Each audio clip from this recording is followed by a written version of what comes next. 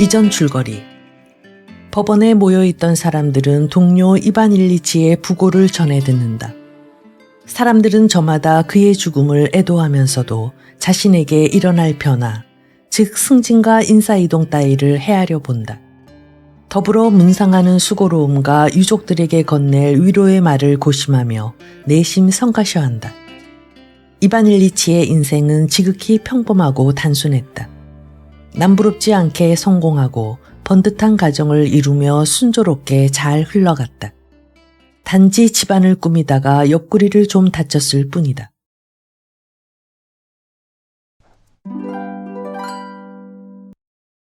사. 모든 가족이 다 건강했다. 이반 일리치가 가끔 입안에 이상한 맛이 돌고 배 왼쪽이 조금 불편하다고 하긴 했지만 그의 건강에 이상이 생겼다고까지 말할 건 아니었다. 하지만 이 거북하고 불편한 증상이 점점 더 심해지더니 통증이라고까지는 아니더라도 옆구리가 묵직한 느낌이 떠나지 않아 기분이 아주 불쾌했다. 그리고 상태가 점점 더 악화되면서 이반 일리치가 늘 불쾌한 기분으로 인상을 쓰다 보니 집안에 형성되어 있던 가벼운 기쁨과 품위 있는 생활의 분위기가 마침내 위협받기에 이르렀다. 남편과 아내 사이의 말다툼이 잦아지면서 가볍고 유쾌한 안락함은 사라지고 그들은 겉으로만 간신히 품위를 유지하게 되었다. 예전에 자주 있었던 그런 장면들이 자꾸 반복되었다. 폭발하지 않고 남편과 아내가 서로 잠시 진정할 수 있는 작은 섬들이 다시 만들어지곤 했지만 이번에는 그 섬의 수가 아주 적었다.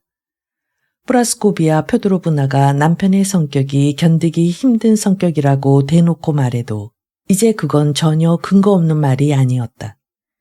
그녀는 모든 걸 과장해서 말하는 버릇이 있었는데 자신의 성격이 좋았기에 망정이지 남편의 저런 끔찍한 성격을 20년 동안 참고 살 수 있는 사람은 아무도 없었을 것이라고 공공연히 말하고 다녔던 것이다. 사실 이제 싸움의 원인은 늘 이반 일리치로부터 시작되었다. 이반 일리치는 꼭 만찬을 앞두고 그러니까 식사할 때 수프를 먹으면서부터 시비를 걸기 시작했다. 그릇에 이가 나갔다거나 음식 맛이 별로라고 하면서 트집을 잡았던 것이다. 아들이 식탁에 팔꿈치를 올리고 먹는 것도 딸의 머리 모양도 다 마음에 들지 않았다. 그리고 그 모든 걸 항상 아내 탓으로 돌렸다. 처음에는 프라스코비아 펴도로브나도 발끈해서 험한 말로 맞대응했다. 하지만 식사를 할 때 두어 차례 아주 미친 듯이 화내는 모습을 보고는 남편의 그런 상태가 음식을 먹을 때 나타나는 병적 증세라고 생각하고 참아주기로 마음먹었다. 그래서 그녀는 남편에게 굳이 반박하지 않고 서둘러 식사를 끝내버리려고 했다. 프라스코비아 펴도로브나는 자신의 이런 인내를 위대한 미덕이라고 생각했다. 남편의 그런 끔찍한 성격으로 인해 자신의 인생이 불행해졌다고 결론을 내리고 나니 그녀는 자신이 불쌍하게 생각됐다. 그리고 자신이 불쌍하다고 생각할수록 남편에 대한 증오는 커져갔다. 그녀는 남편이 빨리 죽어버리기라도 했으면 하는 마음까지 들었지만 실제로 그렇게 되길 바랄 수는 없었다. 남편이 죽으면 봉급도 없을 것이기 때문이었다. 이런 생각을 하니 남편이 더욱 싫어져 치가 떨렸다. 남편이 죽는다고 해도 자신이 구원받을 바가 없다고 생각하니 더욱더 끔찍한 불행을 느꼈던 것이다. 그녀는 치밀어 오르는 분노를 느끼면서도 그런 마음을 감추려고 애썼다. 그러나 애써 분노의 감정을 감추고 있는 아내의 모습은 이반 일리치의 분노를 더욱 끌어오르게 했다. 이반 일리치가 유난히 억지를 부려서 한바탕 부부싸움을 벌인 어느 날 그는 자신이 화낸 이유를 설명하다가 사실은 요즘 병에 걸려 아파서 그렇다고 아내에게 털어놓았다. 아내는 병에 걸렸으면 치료해야 되지 않느냐며 유명한 의사를 찾아가 보라고 등을 떠밀었다. 그는 의사를 찾아갔다. 하지만 모두 예상한 대로였다. 언제나 그렇고 그런 빤한 절차가 시작되었다. 차례 기다리기, 짐짓 근엄한 의사의 얼굴 표정. 사실 그런 표정은 이반 일리치가 법정에서 짓고 있는 것으로 익숙한 것이었다. 이곳저곳 두드려보기, 청진기 대보기, 뻔한 대답을 요구하는, 그래서 대답할 필요도 없는 질문들. 이제 우리에게 다 맡겨두십시오. 우리가 다 알아서 할 겁니다. 우린 다 알고 있고 뭐든 분명히 다 잘해드릴 겁니다. 모든 사람에게 우린 똑같이 대해드립니다. 라고 말하는 듯한 심각한 표정 등 모든 것이 그랬다. 그 모든 것이 법원에서와 다를 바가 없었다. 저명하다는 의사도 그가 법정에서 피고를 대할 때와 똑같은 태도로 그를 대했다. 의사는 이런저런 사실을 들먹이며 귀하의 몸속에 무엇이 있다. 만일 이런저런 검사를 해도 분명하게 확인되지 않으면 우선 이런저런 병을 가정해 봐야 한다고 말하곤 했다. 만일 이런저런 병을 가정해 본다면 그렇다면 뭐가 어떻고 저렇다 등등. 하지만 이반 일리치가 알고 싶은 것은 딱 하나, 상태가 심각한지 아닌지 여부였다. 그러나 의사는 무슨 그런 질문을 하느냐는 듯 무시해버렸다. 의사의 입장에서 보면 그런 질문은 한가하고 대답할 가치도 없는 것이었다. 의사에게 중요한 것은 오직 신하수증인지 만성대장염인지 맹장염인지 그럴 가능성은 없는지를 가늠해 보는 것뿐이다. 의사는 이반 일리치의 생명에 대한 질문은 안중에 두지 않고 오직 신하수증인지 맹장염인지 고민하고 있었다. 그리고 마침내 이반 일리치가 보는 앞에서 아주 멋들어진 모습으로 훌륭하게 맹장염 쪽으로 가닥을 잡는 것이었다. 물론 소변 검사를 해보고 새로운 증상이 나타나면 그때 가서 재검을 해봐야 한다고 단서를 달았다. 이런 모든 것들은 이반 일리치가 피고인들을 대하면서 멋지게 수천 번도 더 써먹던 그런 방법이었다. 의사 역시 안경 너머로 자신의 피고를 바라보며 얼핏 명랑하게도 보이는 엄숙한 표정으로 멋지게 자신의 결론을 내리고 있었던 것이다. 의사가 내린 간략한 결론을 바탕으로 이반 일리치는 어쨌든 자신의 상태가 좋지 않다고 결론을 내렸다. 그리고 자기가 아프다고 해서 의사를 비롯해 그 누구도 결코 아무런 신경을 쓰지 않을 것이라는 생각이 들었다. 이런 결론을 내리고 나자 이반 일리치는 자신에 대한 깊은 연민에 휩싸였다. 그리고 이렇게 중차대한 문제에 대해 아무렇지도 않은 태도를 보이는 의사의 무관심에 커다란 적개심을 느끼면서 마음이 몹시 아팠다. 그러나 그는 아무 말도 하지 않고 일어나 탁자에 돈을 꺼내놓고 한숨을 내쉬고는 이렇게 말했다. 분명 우리 같은 환자들이 좀 말이 안 되는 질문을 합니다만 그래도 하나 여쭤보고 싶은 말씀이 있습니다. 그러니까 대체 위험합니까? 아닙니까? 의사는 표정이 굳으며 안경 너머 한쪽 눈으로 그를 바라보았다. 그 표정은 만약 피고가 허용된 범위를 벗어나 질문한다면 나는 부득이 피고를 이 법정에서 끌어내라는 명령을 내리지 않을 수 없습니다. 라고 말하는 것 같았다. 저는 이미 필요한 말씀을 적절하게 다 해드렸습니다. 더 정확한 것은 검사 결과가 나와봐야 합니다. 의사는 이렇게 말하며 고개를 숙여 인사했다. 이반 일리치는 천천히 병원을 나와 썰매 마차를 타고 집으로 돌아왔다. 돌아오는 길 내내 그는 의사가 한 말을 하나하나 곱씹어 보며 복잡하고 모호한 전문 용어들을 평범한 말로 바꿔서 이해해 보려고 애썼다. 여전히 그가 알고 싶은 것은 그러니까 아주 심해서 중병이라는 건가 아니면 아직은 걱정할 정도는 아니라는 것인가였다. 결국 의사가 한 말은 아주 심각하다는 의미로 받아들여졌다. 눈에 들어오는 거리의 모든 것이 더욱 우울해 보였다.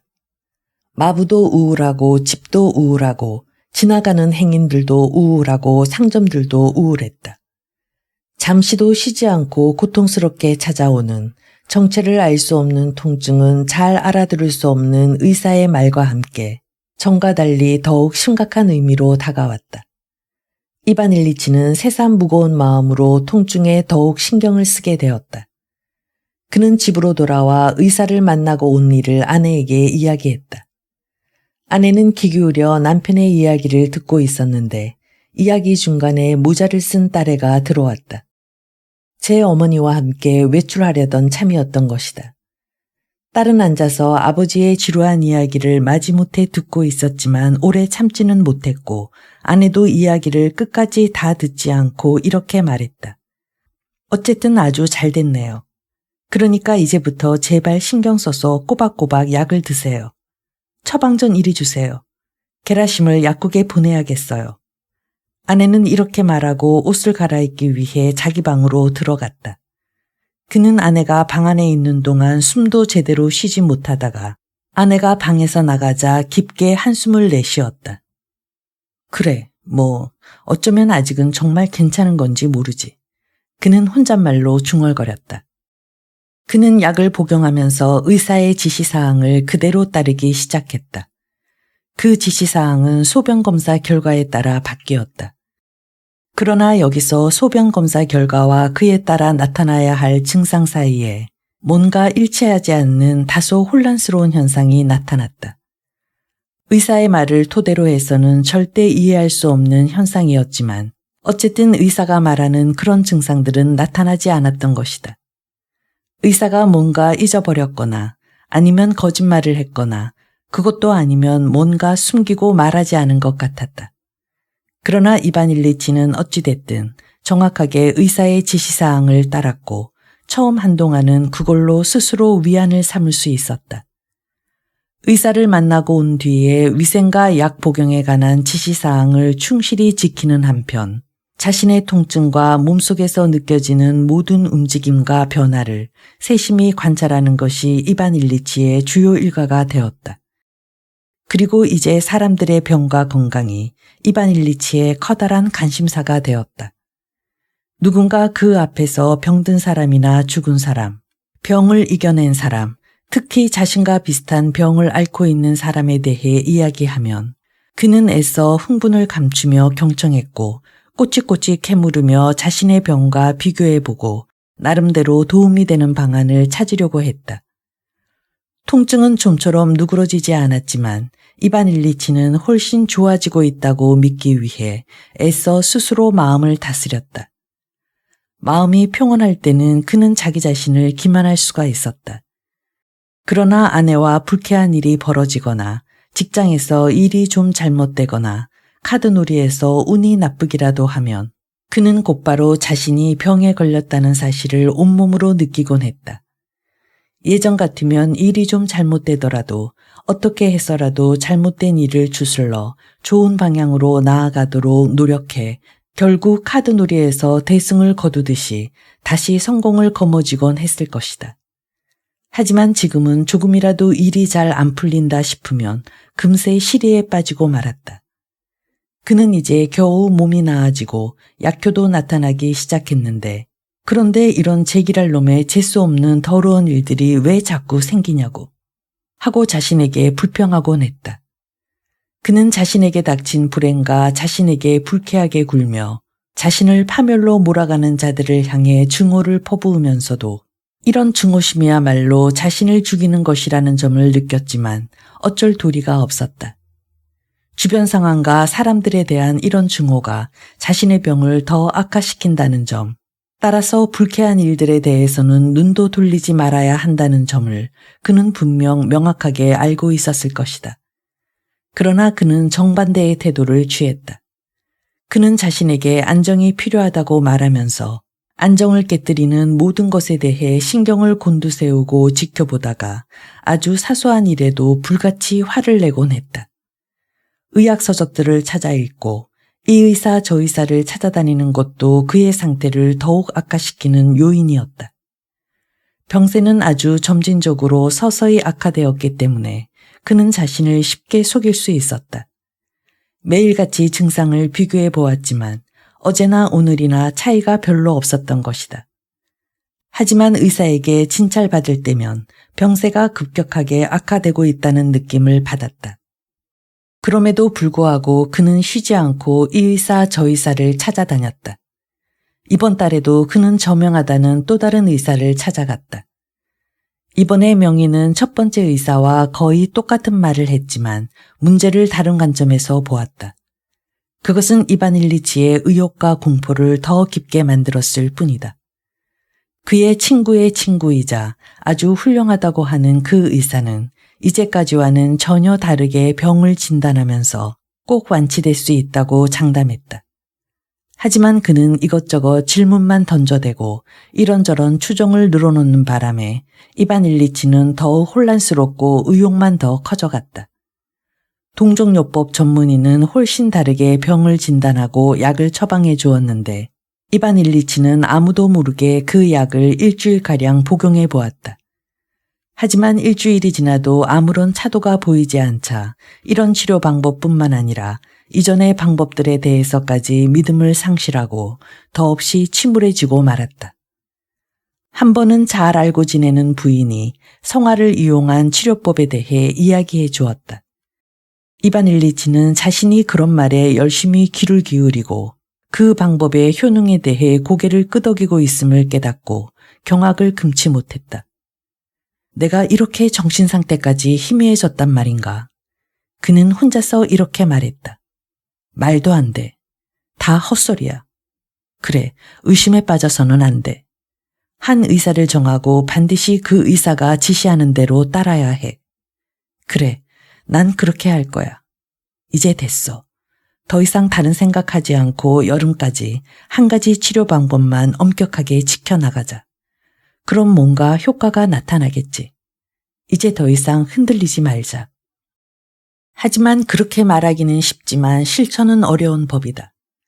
옆구리의 통증은 계속해서 그를 괴롭히며 갈수록 심해지더니 이제는 잠시도 멈추지 않을 기세였다. 입안에서 점점 더 이상한 맛이 났고 역겹고 이상한 냄새가 풀풀 나는 것 같아 식욕도 떨어지고 기력도 현저히 약화되었다. 이제 더 이상 자신을 속일 수가 없었다. 뭔가 무서운 일이 이반 일리치가 이제까지 살아오면서 한 번도 겪어보지 못한 그런 심각한 일이 그의 몸속에서 일어나고 있었다. 그걸 아는 사람은 오직 그 자신뿐이었고 주위 사람들은 아무도 이해하지 못했고 이해하려 들지도 않았다. 사람들은 그저 세상사가 전과 다름없이 그대로 흘러간다고 생각하고 있었다. 그 점이 무엇보다 이반 일리치의 마음을 아프게 했다. 집안 식구들, 특히 당시 사교계에서 한창 절정을 구가하고 있던 아내와 딸은 그의 고통을 알아주기는커녕 왜 그렇게 우물하고 까다롭게 구는지 화내며 그를 탓하는 것이었다.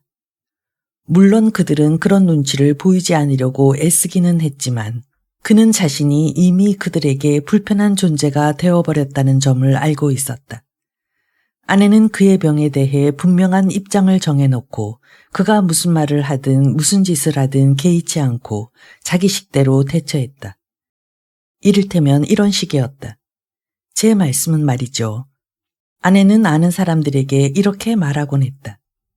착한 사람들이 늘 그러하듯 이반 일리치는 의사의 지시사항들을 잘 지키지 못해요. 오늘은 지시한 대로 약물을 복용하고 식사도 하고 정시에 잠자리에 든다 싶다가도 다음날 제가 깜빡하고 주의를 소홀히 하기라도 하면 약 먹는 것도 잊어버리고 먹지 말라는 철갑상어 고기까지 먹어치운답니다. 그러고는 새벽 1시까지 카드를 치고 오고 그래요. 뭐라고? 내가 언제 그랬다고? 딱 한 번 표드로 이바노비치 집에서 그런 걸 가지고. 이반 일리치가 화내며 이렇게 응수했다. 새벽 끝이 집에서도 그랬잖아요. 어차피 아파서 잠도 잘 수 없었다고. 이유야 어떻든 간에 당신이 계속 그런 식으로 나가면 절대로 병이 나을 수 없을 거예요. 우리만 괴롭히는 거죠. 프라스코비아 표드로브나는 병의 책임이 전적으로 남편에게 있으며 남편이 병에 걸려 자신을 또다시 불행하게 만들었다고 다른 사람이나 남편을 향해 드러내놓고 말했다. 이반 일리치는 아내로서도 어쩔 수 없어서 그러는 것이라고 생각했지만 그렇다고 해도 마음이 풀리지는 않았다. 법원에서도 이반 일리치는 자신을 대하는 사람들의 태도가 조금 이상해졌다는 걸 알아차렸다. 아니, 알아차렸다기보다 그렇게 생각하는 편이 옳을지도 모른다. 어떤 때는 사람들이 곧 자리를 물러날 사람을 보듯이 조심스럽게 그의 동정을 살피다가도 갑자기 다정하게 굴며 너무 병을 걱정하지 말라고 가볍게 농담처럼 말을 건네기도 했다. 저들은 들어보지도 못한 끔찍하고도 무시무시한 그 무언가가 몸속에 틀어박혀 끊임없이 기력을 빨아먹으며 그를 꼼짝도 못하게 올가매서 어디론가 끌고 가는 것이 가벼운 농담거리라도 된다고 생각하는 것인가. 특히 시바르츠의 예의 그 장난스럽고 생기발랄하며 고상한 태도를 보면 이반 일리치는 10년 전 자신의 모습이 떠올라 더욱 화가 났다. 한 번은 친구들이 찾아와 카드를 치기 위해 둘러앉았다. 패를 돌리자 각자 새 카드를 살짝 구부려 부드럽게 만들었다. 이반 일리치는 다이아몬드는 다이아몬드끼리 모았다. 모두 7장이었다. 같은 편 파트너가 으뜸패 없이 하겠다며 다이아몬드 2장을 밀어주었다. 더 바랄 게 없었다. 즐겁고 활력이 솟았다. 이건 대승이 틀림없었다. 그런데 갑자기 이반 일리치는 빨아들이는 듯한 통증을 느끼며 입안에 이상한 냄새가 나는 것 같았다. 이런 상황에서 카드에서 이기는 것을 좋아하고 있다는 것이 왠지 기괴하다는 생각이 들었다. 그는 파트너인 미하일 미하일로비치를 건너보았다. 그는 억센 손으로 탁자를 두드리며 정중하면서도 자신만만하게 확실히 이길 수 있는 패를 이반 일리치에게 밀어주었다. 그는 이반 일리치가 손을 멀리 뻗어 수고하지 않고 편하게 패를 잡을 수 있도록 이반 일리치 앞쪽으로 카드를 밀어주었다. 그걸 보고 이반 일리치는 뭐야 저 친구. 내가 멀리 있는 카드도 잡지 못할 만큼 약해졌다고 보는 거야. 뭐야 하고 생각했다. 그러면서 그는 깜빡하고 실수로 으뜸패 하나를 내놓아 쓸데없이 자기 편을 치고 말았다. 그리하여 결국 이기기는 했지만 3번이 모자라 전승을 놓쳐버리고 말았다. 하지만 무엇보다도 끔찍한 것은 미하일 미하일로비치가 괴로워하는 모습을 보면서 정작 자신은 아무렇지도 않았다는 점이다. 도대체 왜 아무렇지도 않은지 생각만 해도 자신이 끔찍했다. 모두들 그가 힘들어하는 것을 보고 물었다. 피곤하면 그만합시다. 좀 쉬세요. 쉰다고? 천만에. 그는 조금도 피곤하지 않았다. 그는 3판 승부를 끝까지 겨루었다. 모두들 침울해서 말이 없었다. 이반 일리치는 그렇게 된 게 자기 탓이라고 직감했지만 분위기를 다시 바꾸지는 못했다. 그들은 저녁 요기를 하고 헤어졌다. 혼자 남은 이반 일리치는 자신의 인생에 독이 스며들었고 이 독이 다른 사람의 인생에도 번져가고 있는데 그것이 약해지기는커녕 몸속으로 점점 더 깊이 파고 들어가고 있다는 뼈아픈 생각을 떨칠 수가 없었다. 육체적 고통과 더불어 이런 생각까지 들자 그에게는 잠자리에 눕는 것이 끔찍한 고통 그 자체였다. 잠이 들었다가도 통증으로 깨어 일어나 뜬 눈으로 밤을 새우는 날이 많아졌다. 하지만 아침이 되면 그는 다시 일어나 옷을 차려입고 출근하여 입을 놀리고 서류를 작성했다. 출근하지 않는 날이면 집안에 틀어박혀 24시간 내내 멈추지 않는 통증에 괴로워했다. 그렇게 그는 파멸의 끝자락에서 자신을 이해하며 마음 아파하는 사람 하나 없이 홀로 외롭게 살아가야만 했다. 5. 그렇게 한 달이 지나고 또 한 달이 지나갔다. 새해를 앞두고 처남이 이반 일리치 가족이 사는 도시에 볼 일이 있어 그의 집을 방문했다. 이반 일리치는 법원에 나가 있었고 프라스코비아 페도로브나는 장을 보러 외출 중이었다.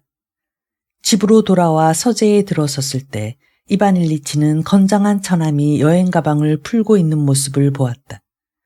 이반 일리치의 발걸음 소리를 듣고 고개를 들어 그를 바라본 처남은 순간 아무 말도 하지 못했다. 그 눈길이 이반 일리치에게 모든 걸 말해주고 있었다. 처남은 입을 크게 벌리고 아 하는 소리를 지를 뻔했다.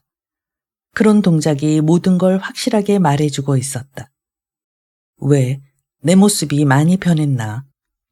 예, 변하긴 하셨어요. 이반 일리치는 자신의 외모에 대해 계속 화제를 삼으려고 했지만 처남은 더 이상 아무 말도 하지 못하고 입을 다물어 버렸다. 프라스코비아 페도로브나가 돌아오자 처남은 누나를 보러 갔고 이반 일리치는 문을 걸어 잠그고 거울에 비친 자신의 모습을 정면으로 옆으로 살펴보기 시작했다. 그러다가 아내와 함께 있는 초상화를 가져다가 거울에 비친 자신의 모습과 비교해 보았다. 두 모습은 엄청나게 차이가 났다. 그는 팔꿈치까지 소매를 걷어 올리고 두 팔을 살펴보고는 다시 소매를 내리고 소파에 앉았다. 얼굴빛이 칠흑 같은 밤보다 더 새까매졌다. 아니야, 안 돼. 이래선 안 돼. 그는 이렇게 중얼거리며 벌떡 일어나 책상 앞으로 다가가 서류더미를 펼쳐서 읽기 시작했다. 하지만 한자도 눈에 들어오지 않았다. 그는 문을 열고 넓은 거실로 나갔다. 응접실 방향 문이 닫혀 있었다. 그는 뒤꿈치를 들고 소리나지 않게 응접실로 다가가 아내와 처남의 대화를 엿듣기 시작했다. 아니, 너무 과장하지 마라. 프라스코비아 표도로브나의 목소리가 들려왔다. 과장은 무슨? 누나 눈에는 안 보여. 매형은 죽은 사람 같아. 두 눈을 좀 보라고. 산 사람의 눈이 아니잖아. 대체 병명이 뭐래요? 아무도 모른대. 의사가 뭐라고 하던데 난 모르겠어. 또 다른 의사 말은 또 정반대고. 이반 일리치는 조용히 물러나 자기 방으로 돌아와 누워서 생각에 잠겼다. 그래, 신장이야. 신하수증. 그는 신장이 제자리를 이탈하여 이리저리 움직이고 있다는 의사의 말을 하나하나 떠올리며 곱씹었다. 그리고 상상력을 총동원해서 신장을 붙잡아 제자리에 고정하려고 노력했다. 조금만 노력하면 실제로 그렇게 될 것도 같았다. 아니야, 표트르 이바노비치에게 한번 가봐야겠어. 표트르 이바노비치에게 잘 아는 의사 친구가 한 명 있었다. 그는 배를 눌러 말을 준비하라고 이루고 외출할 준비를 했다. 어디 가시게요? 물어보는 아내의 목소리가 유난히 슬프고 평소 같지 않게 친근하고 다정했다. 평소의 아내답지 않은 이런 상냥함이 오히려 화를 돋우었다. 그는 우물한 시선으로 아내를 바라보았다. 표트르 이바노비치에게 좀 가봐야겠소. 그는 의사 친구가 있는 동료의 집으로 갔다. 그리고 그와 함께 의사를 찾아갔다. 그는 의사를 만나 오랜 시간 이야기를 나눴다. 의사의 소견을 들으며 자신의 몸속에 일어나고 있는 증상에 대해 해부학적으로 생리학적으로 자세하게 들은 이반 일리치는 이제 모든 것을 이해할 수 있었다. 맹장 안에 조그만 아주 작은 뭔가가 들어있는 것이다. 그건 어떻게든 고칠 수 있다. 신체 기관 중 한 기관에 에너지를 집중하고 다른 기관의 활동을 약화시키면 흡입작용이 일어나 모든 것을 정상적으로 돌려놓을 수 있다고 했다. 그는 오찬 시간에 조금 늦게 나타났다. 식사하면서 즐겁게 이야기를 나누느라 그는 일하러 얼른 자리를 털고 일어나지 못했다. 마침내 서재로 돌아온 그는 즉시 업무를 보기 시작했다. 사건 기록을 읽으며 일을 했지만 일이 끝나는 대로 시작해야만 하는 뭔가 아주 중대한 일이 더 이상 미룰 수 없는 일이 하나 있다는 생각이 그의 머릿속에서 떠나지 않았다. 처리해야 할 업무를 끝내자 그는 그 중요한 일이 다름 아닌 맹장이라는 사실을 떠올렸다. 그러나 그는 그런 생각을 접어두고 차를 마시러 응접실로 나왔다. 손님들이 왔었고 그들은 이야기도 하고 피아노를 치며 노래를 부르기도 했다. 딸의 신랑이 되었으면 하는 예심 판사도 와 있었다. 이반 일리치는 그들과 함께 저녁 모임을 즐겼다. 프라스코비아 표도로브나가 보기에 이반 일리치는 다른 누구보다 즐겁게 시간을 보내는 것 같았지만 사실 그는 맹장에 대한 아주 중요한 문제가 남아있다는 점을 한순간도 머릿속에서 지우지 못하고 있었다. 11시가 되자 그는 손님들에게 먼저 일어난다며 인사하고 자기 방으로 들어갔다. 병이 나면서부터 그는 서재 옆에 딸린 작은 방에서 혼자 잤다. 방에 들어온 그는 옷을 벗고 에밀 졸라의 소설을 한 권 집어들었지만 책은 읽지 않고 생각에 잠겼다. 그러자 그렇게 바라던 대로 상상 속에서 맹장이 치료되는 것이었다. 흡입과 제거, 정상적 활동 재개. 그래, 바로 이거다. 그는 혼자 이렇게 말했다. 자연의 힘에 맡겨두는 것뿐이다. 그는 약을 먹지 않은 것이 생각나 몸을 조금 일으켜서 약을 먹고는 다시 반듯하게 자리에 누워 몸속에 들어간 약이 약효를 발휘하면서 통증을 완화하는 과정을 가만히 지켜보았다. 규칙적으로 약을 복용하고 몸에 해로운 것을 절대 피하기만 하면 된다. 벌써 조금, 아니 훨씬 나아진 느낌이다. 그는 옆구리를 살짝 눌러보았다. 눌러도 아프지 않았다. 그래, 아무 느낌이 없어. 맞아, 훨씬 좋아진 거다. 그는 촛불을 끄고 옆으로 누워보았다. 맹장이 제대로 작용하면서 흡입작용을 하고 있다. 하지만 그 순간 갑자기 너무나 익숙해진 묵직하고 찌르는 듯한 통증이 조용히 찾아와 절대 사라지지 않던 지독한 통증이 다시 찾아왔다. 입안에 역시 익히 맡아오던 역겨운 맛이 치밀어 올랐다. 심장이 멈추고 머리가 아득해지는 것 같았다. 오, 맙소사. 하느님 맙소사. 입에서 신음이 새어나왔다. 다시, 또다시. 이런, 절대 멈추지 않는구나. 그리고 이제 갑자기 문제가 전혀 다른 각도에서 보이기 시작했다. 맹장? 신장이라고? 그는 혼잣말을 했다. 맹장도 신장도 다 문제가 아니다. 삶이냐 죽음이냐의 문제다. 그래, 아직 살아있지만 생명이 자꾸만 빠져나가고 있는데 난 잡을 수가 없다. 맞다. 더 이상 나 자신을 속일 수는 없다. 내가 죽어가고 있다는 걸 나 말고는 모두들 다 분명히 알고 있다. 문제는 몇 주, 아니 며칠을 더 살 수 있느냐 뿐이다. 아니, 지금 당장일 수도 있다. 화나던 세상이 이제 암흑이구나. 그래, 지금 난 여기에 있는데 도대체 어디로 간단 말이냐. 도대체 어디로? 한기가 덮치며 숨이 멎었다. 심장이 뛰는 소리만 들렸다. 내가 없다는 건 어떻게 된다는 것인가? 아무것도 없다는 것인가? 내가 없어지면 그럼 난 어디에 있다는 것인가? 정말 죽음인가? 아니야, 죽고 싶지 않아. 그는 자리에서 벌떡 일어나 부들부들 떨리는 손으로 더듬더듬 초를 찾다가 촛대를 마룻바닥에 넘어뜨리고 말았다. 그는 베개 위에 쓰러지듯 뒤로 벌렁 드러누웠다. 불을 켜서 뭐해? 다 마찬가지인걸. 그는 이렇게 혼잣말을 하고 두 눈을 크게 떠 어둠 속을 응시했다. 죽음. 그래, 죽음이다. 그런데 저 사람들은 아무도 모르고 알려고 하지도 않고 불쌍히 여기지도 않는구나. 그저 즐겁게 놀기나 하는구나. 문 저쪽에서 사람들의 노랫소리와 반주소리가 흩어져 들려왔다. 다 마찬가지다. 저들도 모두 죽을 것이다. 바보들 같으니. 내가 먼저 가고 너희들은 좀 나중일지 몰라도 죽음을 피할 수는 없다. 그런데도 저렇게 즐거울까? 짐승 같은 놈들. 그는 악에 받쳐 숨이 막히는 것 같았다. 통증이 밀려와 더 이상 견딜 수 없이 고통스러웠다. 모든 사람이 이렇게 끔찍한 공포를 겪어야만 하는 운명이라니 그럴 수가 없다. 그는 자리에서 일어났다. 뭔가 잘못된 거야. 진정해야 해. 진정하고 모든 걸 처음부터 다시 생각해 봐야 해. 그는 다시 생각을 가다듬기 시작했다. 그래, 병이 시작되었을 때부터 보자. 옆구리를 부딪혔지. 그런데 그때는 괜찮았어. 다음 날도 괜찮았고. 그러다가 조금 쑤시기 시작하더니 점점 더 쑤셔왔지. 결국 의사를 찾아갔고 우울해지면서 자꾸 걱정이 돼서 또 의사를 찾아갔었지.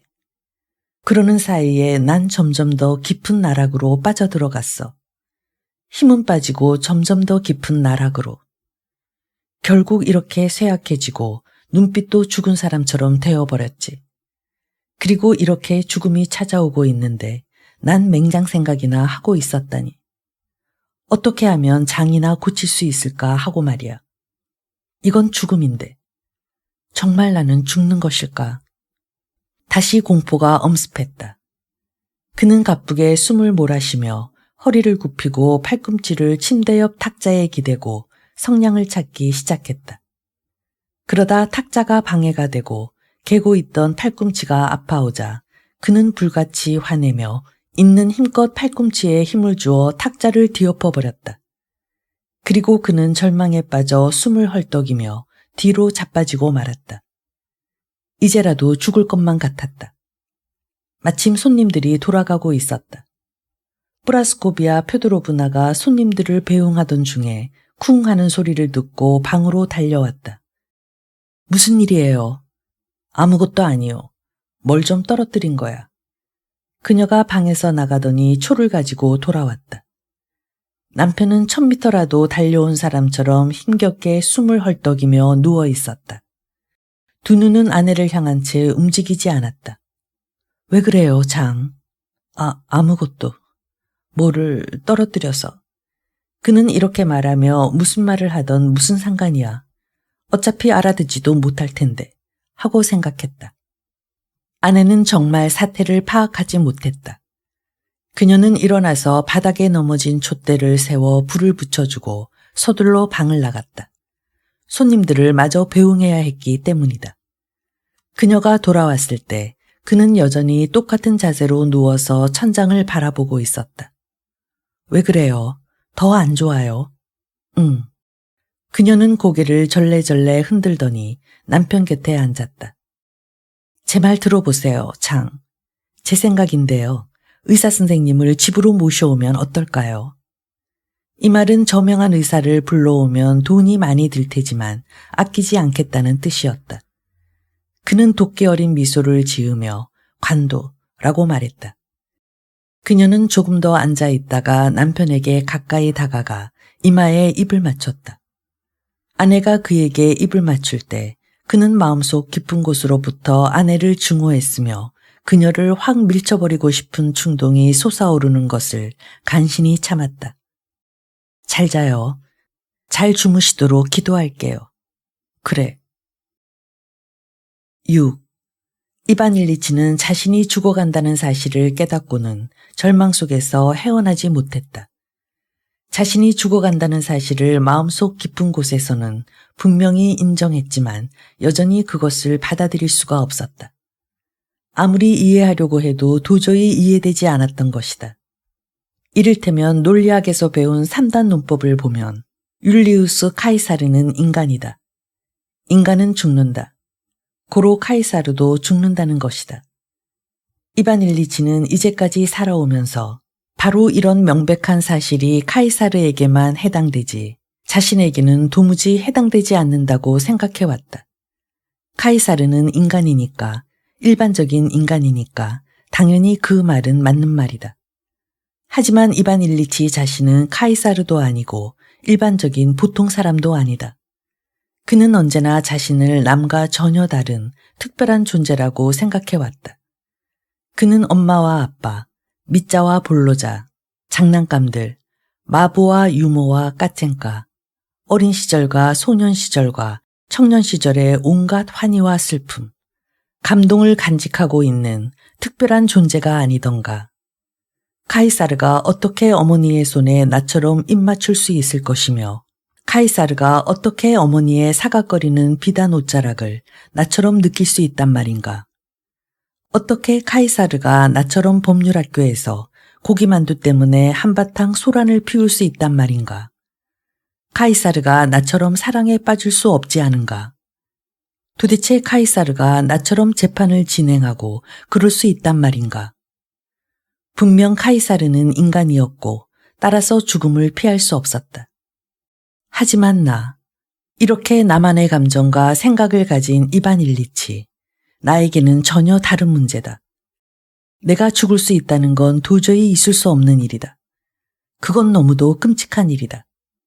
그는 이렇게 생각했다. 만일 카이사르처럼 내가 죽는다면 난 그런 사실을 나 스스로 알 수 있었을 것이다. 나의 내면의 목소리가 나에게 말해 주었을 테니까. 하지만 그런 말은 아직 전혀 들리지 않는다. 나도 내 모든 친구들도 우린 카이사르와 전혀 다르다고 생각했었지. 헌데 지금은 이게 무슨 꼴이란 말인가. 그는 계속해서 혼잣말을 되뇌었다. 그럴 수 없어. 하지만 현실이다. 어떻게 해야 하나? 이걸 대체 어떻게 받아들일 수 있단 말인가? 그는 도저히 자신의 죽음을 받아들일 수 없었다. 그는 거짓되고 병적이며 잘못된 생각을 머릿속에서 털어내고 다만 올바르고 건강한 생각을 하려고 애썼다. 하지만 앞의 생각은 단지 생각이 아니라 엄연히 살아있는 현실로 다시 눈앞에 나타나 버티고 섰다. 그는 어떻게든 이런 생각에서 벗어나려고 다른 생각들을 차례차례 불러냈다. 그렇게 해서라도 마음의 의지를 삼고 싶었던 것이다. 그는 죽음에 대한 생각을 차단해 주던 이전의 사고방식으로 돌아가려고 애썼다. 하지만 이상했다. 이전의 죽음에 대한 생각으로부터 그를 지켜주고 숨겨주고 감싸주던 모든 생각들이 이젠 아무런 효과가 없었다. 요즘 들어 이반 일리치는 대부분의 시간을 죽음에 대한 생각을 막아주던 예전의 감정 상태로 회복하려는 노력에 할애하고 있었다. 그는 자신에게 이렇게 말하곤 했다. 일이나 하자. 그래, 난 일 때문에 살아왔잖아. 이반 일리치는 온갖 의혹을 떨쳐내면서 법원으로 출근하여 동료들과 담소도 나누고 재판정에 앉아 오랫동안 익숙한 습관대로 이것저것 상념에 잠긴 시선으로 사람들을 건너다 보았다. 뼈만 앙상한 두 팔을 참나무 안락의자의 팔걸이에 걸치고 평소와 다름없이 동료에게 몸을 기울여 사건 서류를 밀어주며 귓속말을 몇 마디 나누다가 갑자기 눈길을 바로 하고 자세를 반듯하게 세우면서 의례적인 말과 함께 계정을 알렸다. 그러나 재판 중에도 사건 심리야 어떻게 진행되든 말든 빨아들일 것 같은 아픔을 동반한 옆구리의 통증이 어김없이 찾아왔다. 이반 일리치는 정신을 가다듬고 어떻게든 통증에 대한 생각 자체를 떨쳐내려고 했지만 통증은 결코 떠나지 않았다. 죽음은 전혀 비켜나지 않고 정면으로 버티고 서서 그를 바라보고 있었다. 몸이 차갑게 굳으며 눈앞이 캄캄해졌다. 그는 다시 자신에게 정녕 죽음만이 해답이란 말인가 하고 자문했다. 동료들과 직원들은 그렇게 뛰어나고 예리하던 재판관이 당황하며 실수를 저지르는 모습을 보면서 놀라움과 비애를 느끼지 않을 수 없었다. 그는 안간힘을 다해 몸을 추슬러 어찌어찌 재판을 끝내고 참담한 심정으로 집에 돌아왔다. 이젠 재판 업무에 매달리는 것도 자신이 숨기고 싶은 것을 더 이상 숨길 수 있게 해주지 못한다는 사실을 깨달았다. 이젠 법원 일도 그를 죽음으로부터 벗어날 수 있게 해주는 방편이 되지 못했던 것이다. 더욱 기분이 좋지 않은 것은 죽음이란 놈이 다른 어떤 일도 하지 못하도록 자꾸만 그를 끌어당기고 있다는 점이었다. 그저 죽음만을 바라보도록 피하지 않고 똑바로 죽음을 응시하도록 모든 일을 손에서 내려놓고 그저 형언할 수 없는 고통을 느끼게만 했다. 이런 상태에서 벗어나기 위해 이반 일리치는 무엇이든 그를 지켜줄 위안이 될 만한 방어막을 찾으려 했고 그중 어떤 것은 잠시뿐일망정 그를 구원해 주는 것 같았다. 그러나 곧바로 그 방어막은 무너져 버렸다. 아니, 무너졌다기보다 투명해져 버렸다는 편이 옳을 것이다. 죽음은 그 어떤 것이라도 뚫고 들어왔기 때문에 그 무엇으로도 막을 수가 없었던 것이다. 근래 들어 이반 일리치는 자신이 직접 꾸민 응접실로 나오는 경우가 부쩍 잦아졌다. 그가 사다리에서 미끄러져 넘어진 바로 그 방이었다. 그때 다친 옆구리에서 병이 시작되었으니 결국 이 방을 꾸미기 위해 목숨을 바친 것이나 다름없다는 생각을 하면 순웃음이 나왔다. 응접실에 들어서자 레커를 칠한 탁자 위에 무엇인가 긁힌 자국이 눈에 들어왔다. 원인을 찾던 그는 앨범의 귀퉁이에 붙은 청동 장식의 한쪽이 구부러져 튀어나와서 그렇게 되었다는 것을 알아냈다. 그는 자신이 애정을 쏟아 만든 소중한 앨범을 집어들어 살펴보고는 딸아이와 그 친구들의 부주의함에 화가 났다. 찢겨나간 곳도 있고 사진이 거꾸로 붙어 있는 곳도 있었다. 그는 꼼꼼하게 앨범을 다시 정리하고 구부러진 청동 장식을 바르게 펴놓았다. 그러자 앨범을 놓아두는 탁자를 꽃나무가 있는 다른 쪽 구석으로 옮겨야겠다는 생각이 들었다. 그는 시종을 불렀다. 딸과 아내가 무슨 일이냐며 나오더니 탁자를 옮겨 놓는 것에 반대하는 바람에 그는 언성을 높이고 화내고 말았다. 그래도 이 순간만큼은 죽음에 대한 생각도 찾아오지 않았고 죽음 역시 그의 눈앞에 나타나지 않았기 때문에 어쨌든 그는 기분이 좋았다. 하지만 그가 직접 가구를 옮기려고 하자 아내가 이렇게 말했다. 제발요. 하인들 시키세요. 또 다치면 어쩌려고 그래요. 아내가 이렇게 말하는 순간 죽음이 방어막을 뚫고 눈앞에 어른거렸다. 잠시 어른거리는 정도로 곧 사라지리라 기대하면서도 그는 자신도 모르게 옆구리에 신경을 집중했다. 모든 것이 그대로였고 쑤시는 아픔도 그대로였다. 이제 그는 그것을 잊어버릴 수가 없게 되어버렸다. 다시 죽음이 꽃나무 뒤편에서 또렷하게 그를 바라보고 있었다. 이게 다 무슨 소용 있는 일이라고, 내가 왜 이러고 있는 거지? 그래, 맞다. 바로 여기에서 저 커튼을 달다가 기습당한 것처럼 목숨이 날아간 거다. 어떻게 그럴 수가 있지? 어떻게 이렇게 끔찍하고 말이 안 되는 일이 일어날 수 있단 말인가? 이건 아니야. 절대 그럴 수 없어. 하지만 사실이 아닌가. 그는 서재로 돌아가 자리에 누워 다시 혼자 죽음과 대면해야 했다. 죽음과 시선을 마주하고 있었지만 할 수 있는 일이라곤 아무것도 없었다. 그저 죽음을 바라보며 두려움에 젖어들 뿐이었다. 7. 석 달째로 접어들면서 이반 일리치의 병세는 아주 조금씩 서서히 악화되었기 때문에 딱히 어떻다고 설명하기가 힘들었다. 하지만 이제 모든 사람들의 관심은 오직 하나. 언제 그가 저 고통으로부터 해방되어 세상을 떠날 것인지, 그리고 언제 환자를 지켜보는 이 불편하고 갑갑한 상태에서 벗어날 수 있을지 뿐이었다. 아내와 딸과 아들, 친지들과 하인들, 의사들도, 그리고 무엇보다도 이반 일리치 자신도 그걸 잘 알고 있었다. 그는 잠이 점점 줄어들었다. 아편과 모르핀이 투약되기 시작했다. 하지만 그래도 통증은 줄어들지 않았다. 반쯤 무의식 상태에 빠져 몽롱하게 정신이 희미한 상태로 처음에는 뭔가 달라진 듯 통증이 줄어드는 것처럼 느껴졌지만 이내 다시 똑같은, 아니 원래보다 더 심한 고통이 찾아왔다. 음식도 의사들의 처방에 따른 특별식이 제공되었지만 갈수록 아무런 맛도 없고 구역질만 났다. 배뇨와 배변을 위해 특수 용변기가 부착되었지만 매번 그것을 사용하는 데에도 심한 고통이 뒤따랐다. 불결함과 꼴사나운 모양새, 그리고 냄새 때문에 또 용변을 볼 때마다 다른 사람의 도움을 받아야 한다는 점 때문에 그는 너무도 괴로웠다.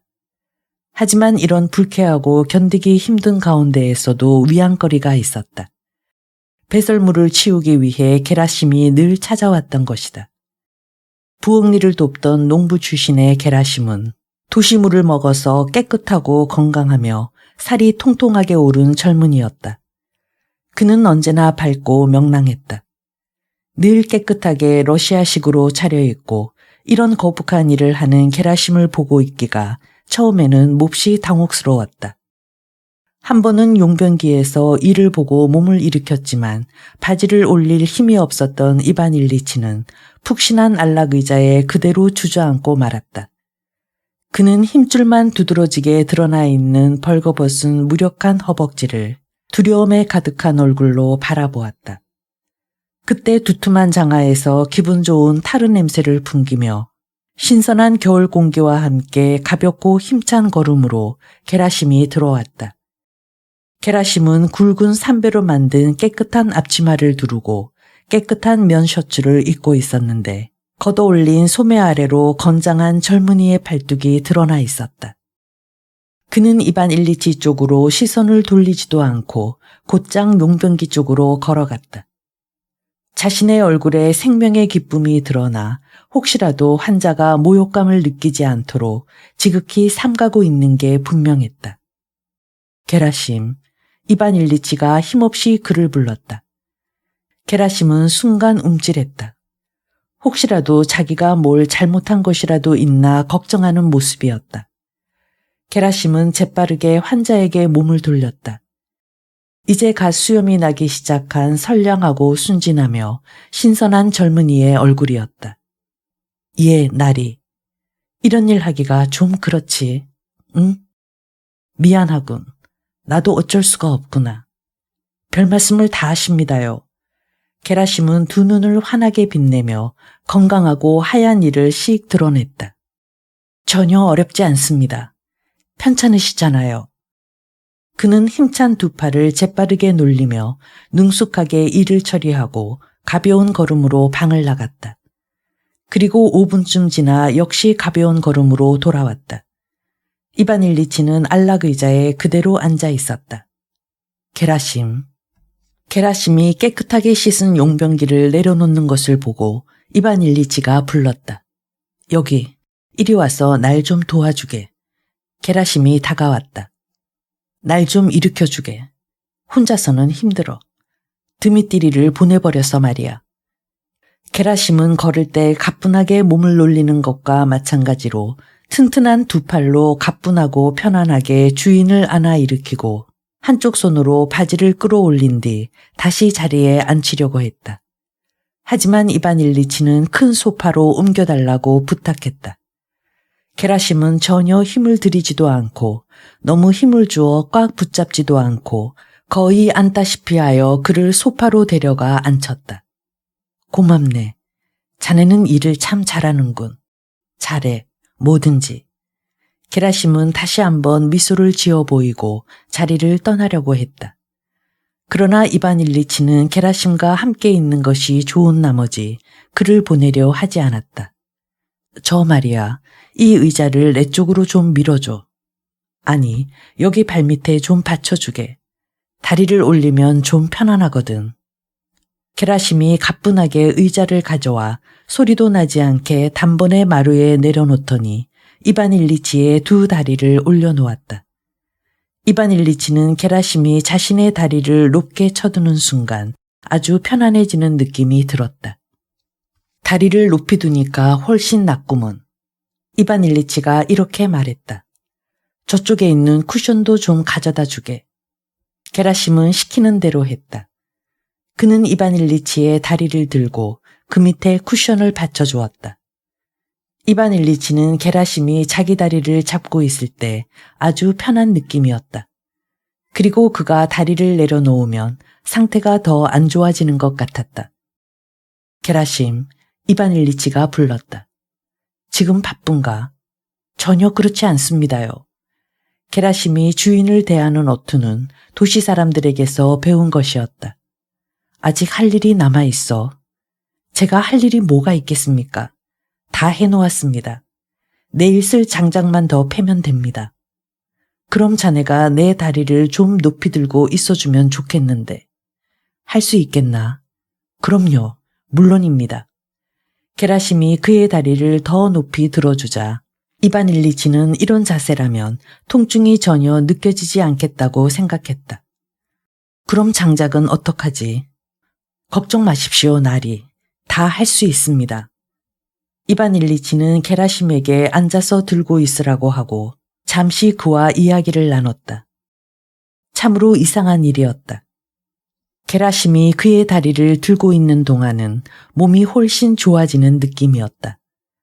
그때부터 이반 일리치는 종종 게라심을 불러 그의 어깨에 다리를 올려놓고 같이 이야기하는 것을 좋아했다. 게라심은 전혀 힘들어하지 않고 기꺼이 아무렇지도 않게 그저 선량한 얼굴로 그 일을 수행해서 이반 일리치를 감동시켰다. 이반 일리치는 다른 사람들이 가진 건강과 힘과 활력에는 시기심과 화가 났지만 게라심에 대해서만큼은 화가 나기는커녕 오히려 마음의 위로를 얻었던 것이다. 이반 일리치를 가장 힘들게 했던 것 중 하나는 거짓이었다. 그가 죽어가는 것이 아니라 병이 들었을 뿐이고 안정을 취하고 치료만 잘한다면 곧 아주 좋아질 것이라고 모두들 빤한 거짓말을 해댔다. 아무리 무슨 짓을 하더라도 갈수록 심해지는 고통과 죽음밖에 남은 것이 없다는 사실을 그 자신도 이미 잘 알고 있었다. 사람들의 거짓말은 그를 더욱 힘들게 했다. 사람들은 모두가 알고 있고 이반 일리치 자신도 알고 있는 사실을 인정하지 않고 끔찍한 그의 상태를 감추려고만 했다. 게다가 이반 일리치마저 그런 거짓말에 동참하게 하려고 했다.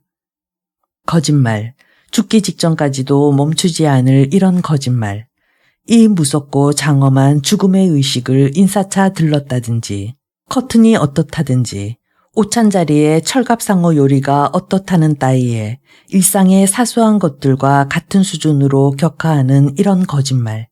바로 이런 거짓말이 이반 일리치는 소름이 끼치도록 끔찍하고 싫었다. 그는 사람들이 그런 거짓말을 늘어놓을 때마다 이제 그런 거짓말은 집어치워. 내가 죽어간다는 건 당신들이나 나나 다 알고 있는 사실이잖아. 그러니까 제발 이제 최소한 거짓말을 하지 말란 말이야. 라는 절규가 목구멍까지 차올랐지만 이상하게도 그걸 내뱉지는 않았다. 그가 보기에 주변 사람들은 모두 이 무섭고 끔찍한 죽음의 의식을 그저 있을 수 있는 기분 나쁜 일, 특히 조금 품위가 없는 일 정도로 격하하고 있었다. 그것이 바로 그가 평생 지키려고 애써온 품이라는 것이었다. 그 누구도 진심으로 그를 안타까워하지 않는다고 그는 생각했다. 그의 상태를 진정으로 이해하려고 애쓰는 사람은 아무도 없었던 것이다. 그의 상태를 이해하고 진심으로 안타까워하는 사람은 오직 게라심 뿐이었다. 그래서 게라심과 함께 있을 때 이반 일리치는 한결 마음이 편안했다. 특히 게라심이 다리를 들어 올려주고 있을 때가 좋았다. 어떤 때는 게라심이 잠자지 않고 거의 밤새도록 그의 다리를 들어 올리고 있었다. 이럴 때면 게라심은 아무 걱정 마십시오. 이반 일리치 나리. 저야 언제든 자면 됩니다요. 라고 말하곤 했다. 혹은 아프지 않다고 해도 이렇게 다 해줄게요. 라고 느닷없이 친근한 어투와 편한 말로 이반 일리치의 마음을 특별히 위로해 주었다. 게라심만이 거짓말하지 않았다. 모든 정황으로 보아 사태의 본질을 깨닫고 그걸 숨길 필요가 없다고 생각하는 사람은 게라심뿐으로 그만이 뼈만 앙상하게 남은 쇠약해진 주인 나리를 진정으로 가엾게 여기고 있었다. 한 번은 이반 일리치가 이제 그만 가라고 하자 게라심은 이렇게 대답했다. 우린 모두 언젠가는 죽습니다요. 그러니 수고를 좀 못할 이유가 뭐가 있겠습니까? 그의 이런 말에는 자기는 죽어가는 사람을 위해 수고하는 것이기 때문에 조금도 힘들지 않으며 또 언젠가 자기가 죽어갈 때에는 누군가가 자기를 위해 수고를 아끼지 않을 것 아니겠냐는 뜻이 담겨 있는 것 같았다. 거짓말 외에, 아니 그런 거짓말 때문에 사람들이 이반 일리치가 바라는 만큼 그를 위해 마음 아파하고 안타까워하지 않는다는 점이 무엇보다 괴로웠다. 오랜 기간 병마에 시달리던 중 어떤 때에는 사실대로 고백하기 좀 부끄러운 일이긴 하지만 이반 일리치는 누군가 자신을 아픈 어린아이 대하듯이 그렇게 가엾게 여기며 보살펴 주기를 간절히 소원했다. 어린애를 어루만지고 달래듯이 다정하게 쓰다듬어 주고 입을 맞추고 자기를 위해 울어주기를 그는 바랐다. 지위가 높은 관리이고 머리가 희끗희끗한 나이였던 그에게 누구도 그럴 수는 없는 일이었지만 그래도 마음은 어쩔 수가 없었다. 그런데 게라심과의 관계에서는 그 비슷한 무언가가 들어있었던 것이고 그래서 게라심과 있으면 한결 위로가 되었던 것이다. 이반 일리치는 소리내어 울고 싶었고 그런 자신을 누군가 다정하게 어루만지며 같이 울어주기를 바랐다. 하지만 법원 동료인 세베크 판사가 찾아오자 울며 동정을 구하는 대신 이반 일리치는 심각하고 엄하게 깊은 생각에 잠긴 표정을 지었다. 그리고 타성적으로 대법원 판결의 의미에 대해 자신의 견해를 표하고는 거듭 자신의 견해를 고집했다. 그 주변에 그리고 그 자신의 이런 거짓말이 이반 일리치의 생의 마지막 순간들을 해치는 가장 무서운 독이었다. 8. 아침이다. 게라심이 나가고 시종 뾰뚜루가 들어와 촛불을 끄고 커튼 한쪽을 젖힌 다음 조용히 청소를 시작했다는 것. 이것만이 아침이라는 사실을 알 수 있게 했다. 아침이든 저녁이든 금요일이든 일요일이든 무엇 하나 달라질 건 없었고 모든 것이 다 그대로였다. 찌르는 듯한 통증의 고통은 한순간도 멈추는 법이 없었다. 의식은 가물가물하게 흐려졌지만 아직 숨이 남아있는 그런 상태였다. 점점 다가오는 저주받을 저 무시무시한 죽음. 오직 그것만이 현실이었고 다른 모든 것은 거짓이었다. 이런 마당에 며칠인지 무슨 요일인지 아침인지 저녁인지 그것이 무슨 의미가 있겠는가. 차를 내오도록 할까요, 나리. 저놈은 주인들이 아침마다 차를 마시도록 하는 것밖엔 관심이 없군. 이반 일리치는 이렇게 생각하며 말했다. 아니다. 편하게 소파로 옮겨드릴까요? 방을 치우려는데 내가 방해된다 이거지. 내가 더럽고 지저분하니까. 이번에도 이반 일리치는 이렇게 생각하며 말했다. 아니, 그냥 둬. 시종은 계속 부스럭거렸다. 이반 일리치가 손을 뻗었다. 뾰뚜루가 공손하게 다가왔다. 뭐 시키실 거라도 있으신지요? 시계 좀. 뾰뚜루가 팔 밑에 있던 시계를 찾아 건넸다. 8시 반이군. 다들 아직 자고 있나? 예, 그렇습니다요. 바실리 이바노비치 도련님은 김나지움에 가셨고요. 프라스코비아 펴도로브나 마님은 날이 깨서 찾으시면 깨우라고 하셨습니다. 마님을 부를까요? 아니야, 됐어. 이렇게 대답하고 그는 차를 한 잔 마셔볼까 생각했다. 그래, 차를 가져다 주게. 뾰뚜루가 문 쪽으로 향했다. 이반 일리치는 혼자 남는 것이 두려워졌다. 어떻게 저 녀석을 붙잡아 두지? 그래, 약. 뾰뚜루, 내 약 좀 가져다 줘. 그래, 아직은 약이 도움이 될 수도 있지 않겠어. 그는 수저에 약을 따라 마셨다. 아니야, 소용없을 거야. 다 쓸데없어. 다 거짓일 뿐이다. 그는 입안에 밴 역겹고 절망적인 맛을 느끼면서 이렇게 단정했다. 더 이상은 못 믿겠어. 하지만 이놈의 통증이라도 제발. 어떻게 한시도 멈추지 않느냔 말이야. 그는 신음소리를 토하기 시작했다. 뾰뚜루가 돌아섰다. 아니야, 어서 가서 차나 가져와. 뾰뚜루가 방을 나가고 혼자 남은 이반 일리치는 계속 끙끙 앓았다. 그건 꼭 통증 때문만이 아니라 혼자라는 끔찍한 외로움의 절절한 표현이었다. 모든 게 똑같아. 밤이고 낮이고 끝도 없이 어쩌면 이렇게도 똑같단 말인가. 차라리 어서 빨리. 더 빨리. 뭐가? 죽음? 암흑 말이야. 아니야. 그래도 죽는 것보단 낫지. 뾰뚜루가 쟁반에 차를 받치고 들어오자 이반 일리치는 방에 들어온 게 누군지 뭐하러 들어온 건지 전혀 이해하지 못하고 멍한 눈길로 한참을 바라보기만 했다. 뾰뚜루는 그의 멍한 시선에 어찌할 바를 몰랐다. 그렇게 뾰뚜루가 당황해하고 있을 때 이반 일리치의 정신이 돌아왔다. 그래, 차. 좋아, 내려놔. 세수하는 거나 좀 거들고 셔츠 깨끗한 걸로. 이반 일리치는 세수를 하기 시작했다. 그는 쉬엄쉬엄 손과 얼굴을 씻고 이를 닦고 머리를 빗은 다음 거울을 바라보았다. 무섭게 변해 있었다. 특히 창백한 이마에 머리칼이 착 달라붙은 모습이 섬뜩하도록 무서웠다. 뾰뚜루가 셔츠를 갈아입혀줄 때 그는 자기 몸뚱이를 거울에 비춰본다면 훨씬 더 끔찍할 것이라 생각되어 아예 몸에는 시선을 두지 않았다.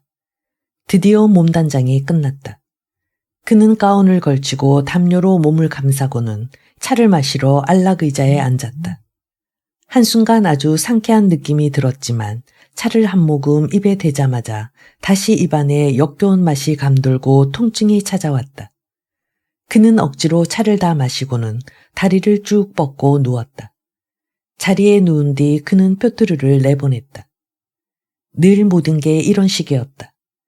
희망이 한 방울 반짝이는가 싶다가도 이내 절망의 파도에 묻혀버리고 이어지는 통증과 통증, 괴로움과 괴로움, 모든 게 그대로였다.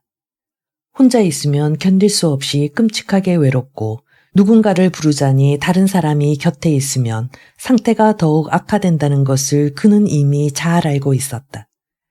다시 모르핀이라도 맞아서 잠시라도 이 고통을 잊을 수 있다면 좋을 텐데 의사에게 모든 방법을 더 찾아보라고 해야겠어. 이대로는 안 돼. 도저히 견딜 수가 없어. 그렇게 1시간, 2시간이 흘렀다. 그리고 현관에서 벨이 울렸다. 아마 의사일 것이다. 그랬다. 의사가 틀림없었다. 생생하고 활기차며 살집이 좋은 의사는 쾌활한 표정으로 뭐 별로 겁내실 거 없습니다. 이제 우리가 다 잘 처리해 드리지요. 하고 말하는 것 같았다. 의사는 그런 표정이 이 자리에 어울리지 않다는 것을 알면서도 이미 영원히 굳어져 버린 그 얼굴 표정을 지울 수가 없었다. 그건 마치 아침부터 프로코트를 차려입고 남의 집을 방문하는 사람의 표정 같은 것이었다. 의사는 활기차게 환자를 안심시키면서 손을 비볐다. 몸이 얼었어요. 날씨가 아주 제법 춥습니다. 우선 몸부터 좀 녹여야겠습니다. 의사는 몸이나 녹일 때까지 잠깐만 기다리면 모든 문제가 다 해결될 것이라는 듯한 표정으로 말했다. 좀 어떠세요? 이반 일리치는 의사가 사실은 별일 없죠 하고 가볍게 말하려다가 그래서는 안 된다고 느끼고는 어떻게 밤새 잘 보냈습니까? 하고 말하는 것 같았다. 이반 일리치는 매일 그렇게 거짓말이나 하고 부끄럽지도 않습니까? 하고 묻고 싶은 표정으로 의사를 바라보았다. 그러나 의사는 그 표정의 의미를 이해하지 못했다. 그래서 이반 일리치는 이렇게 말했다. 여전히 끔찍합니다. 통증이 계속되고 전혀 가라앉지 않아요. 제발 어떻게든 해주세요. 예, 그렇군요. 선생님 같은 환자분들은 통증이 다 그렇습니다. 자, 그럼 이제 몸이 좀 녹았으니 아주 꼼꼼하고 정확하신 프라스코비아 표드로브나 부인께서도 제 몸이 차다고 뭐라고 하진 않으시겠지요. 자, 이제 좀 보실까요? 의사가 환자의 손을 잡았다. 이제 의사는 장난기 어린 표정을 거두고 진지한 얼굴로 환자를 진찰하며 맥박과 체온을 재고 이곳저곳 몸을 두드려 보며 귀를 대보았다. 이반 일리치는 의사의 그런 행동들이 다 쓸데없는 속임수에 지나지 않는다고 확신했다. 하지만 의사가 무릎을 굽히고 거의 체조 동작처럼 열심히 몸을 틀어가며 심각한 표정으로 그의 몸에 귀를 대고 위아래로 진찰하자 이반 일리치는 의사가 정말 뭘 알아내는가 싶은 생각이 들었다. 그건 변호사들이 하는 말은 거짓말이고 왜 그런 거짓말을 하는지 잘 알면서도 거기에 속아 넘어가는 것과 마찬가지였다. 의사는 소파에 무릎을 대고 서서 계속해서 어딘가를 두드려 보았다. 그때 문 쪽에서 프라스코비아 표드로브나의 비단 옷자락이 끌리는 소리가 조용히 들리더니 의사 선생님이 오신 것을 왜 알리지 않았느냐고 뾰두루를 나무라는 소리가 들려왔다. 아내는 방으로 들어와 남편에게 입을 맞추고는 이미 일어났었는데 뭔가 착오가 있어서 의사 선생님이 도착했을 때 나와보지 못했다고 변명했다. 이반 일리치는 아내를 바라보며 그녀의 몸 전체를 찬찬히 뜯어보았다. 하얀 피부, 포동포동한 몸, 깨끗한 팔과 목, 매끈하게 윤기가 흐르는 머릿결, 생기가 넘치며 반짝이는 두 눈. 그는 아내의 모든 것을 질책하듯 바라보았다. 그는 영혼에 있는 힘을 모두 쥐어짜 아내를 증오했다. 아내의 몸이 조금만 닿아도 아내에 대한 증오심이 끓어오르며 견딜 수 없이 괴로웠다. 그와 그의 병에 대한 아내의 태도는 늘 그대로였다. 그건 마치 의사가 환자에 대해 한번 태도를 정하면 바꾸기 힘든 것과 같았다. 그녀의 남편에 대한 태도는 의사가 하라는 대로 제대로 하지 않았기 때문에 모든 책임은 남편에게 있다. 그런데 자신은 그런 남편을 사랑하며 어떻게든 잘 되도록 하고 있다는 것이다. 그녀는 이런 태도에서 한 번도 벗어난 적이 없었다. 도대체 저분은 말을 듣지 않아요. 약도 제 시간에 먹는 법이 없다니까요. 게다가 더 큰 문제는 저런 상태로 누워있는 거예요. 저렇게 다리를 높이 들고 있는 것은 분명히 몸에 해로울 텐데 말이에요. 아내는 남편이 게라심에게 다리를 들고 있게 한다고 의사에게 말했다. 의사는 깔보듯 부드럽게 미소를 지었다. 어쩌겠습니까? 환자들이란 원래 저런 어리석은 짓을 가끔 생각해내곤 합니다. 할 수 없는 일이지요. 라고 말하는 표정이었다. 진찰이 끝나자 의사가 시계를 들여다보았다. 그러자 프라스코비아 펴도로브나가 이반 일리치에게 다음과 같이 밝혔다.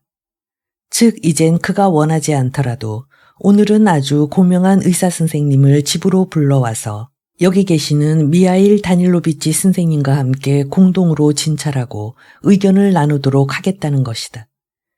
이젠 더 이상 제발 반대할 생각 하지 마세요. 이건 다 날 위해서니까요. 그녀는 자신이 그를 위해 할 수 있는 건 모두 다 하겠으니 자신이 하는 일에 대해 토를 달고 나서지 말라는 듯이 비아냥거리는 투로 말했다. 그는 아무 말 없이 얼굴만 찌푸렸다.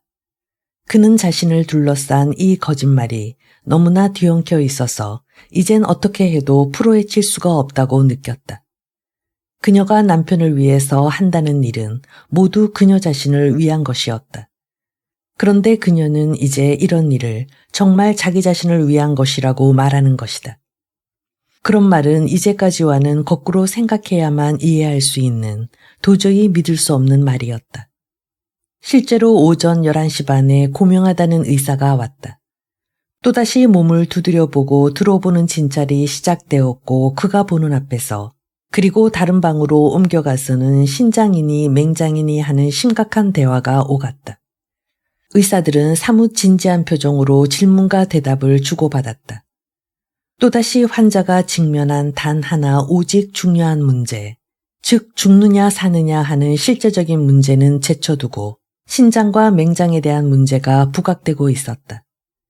미하일 다닐로비치와 고명하다는 의사는 왜 신장과 맹장이 제대로 기능을 못하는지에 대해 이야기를 나누며 이제라도 뭔가 본격적인 조치를 취해서 치료할 것처럼 굴었다. 고명하다는 의사는 심각한 얼굴로 그러나 한 가닥 희망이 없지 않다는 표정으로 작별 인사를 했다.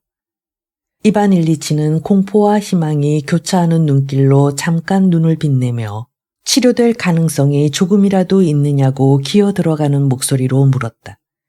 돌아온 대답은 장담할 수는 없지만 가능성은 있다는 것이었다. 의사를 존송하는 이반 일리치의 기대감이 담긴 시선이 어찌나 측은하고 안돼 보였는지 왕진료를 지불하려고 서재문을 나서던 프라스코비아 펴도로브나는 그 모습을 보고 그만 울음을 터뜨리고 말았다. 희망을 북돋워주는 의사의 말에 한결 고양되었던 기분은 그리 오래가지 않았다. 여전히 똑같은 방과 똑같은 그림들, 커튼과 벽지, 조그만 약병들, 그리고 여전히 고통에 괴로운 육신. 이반 일리치는 다시 끙끙 앓기 시작했다. 주사가 처방되었고 그는 의식을 잃었다. 그가 의식을 회복했을 때에는 이미 어둑한 저녁 무렵이었다. 식사가 나오자 그는 억지로 고깃국을 조금 먹었다. 그리고 또다시 똑같은 밤이 시작되었다. 식사를 마치고 7시 무렵에 프라스코비아 펴도로브나가 어디 저녁 모임에라도 나가는 차림으로 방에 들어왔다. 풍만한 가슴을 받쳐 올려 불룩하게 만들었고 얼굴에는 분칠한 흔적이 엿보였다. 저녁에 극장에 간다고 그녀가 아침에 이미 말한 바 있었다.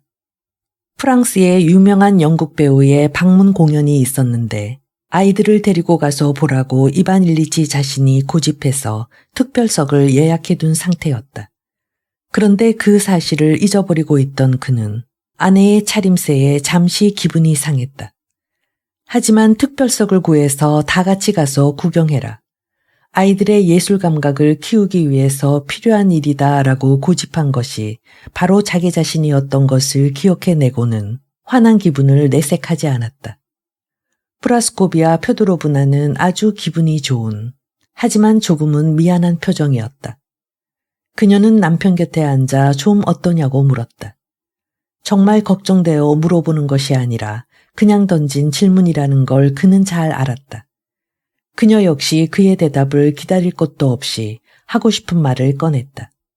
사실 조금도 가고 싶은 마음은 없지만 좌석이 이미 예약돼 있고 엘렌과 딸, 그리고 딸의 구원자인 예심판사 빼트리 셰프가 가는데 젊은 애들만 가게 할 수가 없어서 어쩔 수 없이 간다는 것이었다. 그리고 자기로서는 그의 곁에 남아있는 것이 더 좋다고 덧붙였다. 그리고 자기가 없더라도 의사의 지시사항을 꼭 지켜야 한다는 당부도 잊지 않았다. 그럼 표트루 페트로비치 빼트리 셰프가 인사하고 싶어 하는데 괜찮죠? 리자도 그렇고요. 들어오라고 해요. 젊은 육체가 한껏 드러나게 차려입은 딸이 들어왔다. 같은 육신이건만 그의 육신은 고통받고 있는데 딸은 그의 앞에서 제 몸을 뽐내고 있었다. 건강하고 아름답고 분명 사랑에 빠진 딸은 행복을 방해하는 질병과 고통, 죽음 같은 것과 마주하고 싶지 않은 것이리라. 연미복을 입은 표트루 페트로비치가 들어왔다. 머리 한가운데 가르마를 타고 곱슬머리 두 가닥을 이마 위에 내려뜨린 당시 유행하던 헤어스타일이었다. 목은 하얀 셔츠 깃으로 바짝 조여 힘줄이 드러나 있었고 널찍하고 당당한 가슴은 하얀 셔츠로 빛났으며 탄탄한 허벅지는 통이 좁아 꽉 끼는 검은 바지를 입고 있었다. 그리고 한쪽 손에는 이미 하얀 장갑을 바짝 당겨 끼고 있었고 다른 한 손에는 원통형 모자를 들고 있었다. 그의 뒤로 김나지움에 다니는 아들이 소리 없이 따라 들어왔다. 새 교복을 입고 장갑을 낀 애처로운 모습의 아들은 눈밑이 무섭도록 파랗게 그늘져 있었다. 이반 일리치는 아들의 모습이 왜 그런지 알고 있었다. 이반 일리치는 언제나 아들이 안쓰러웠다. 잔뜩 겁먹고 아버지를 마음 아프게 바라보는 시선이 그의 마음을 두렵고 아프게 했다.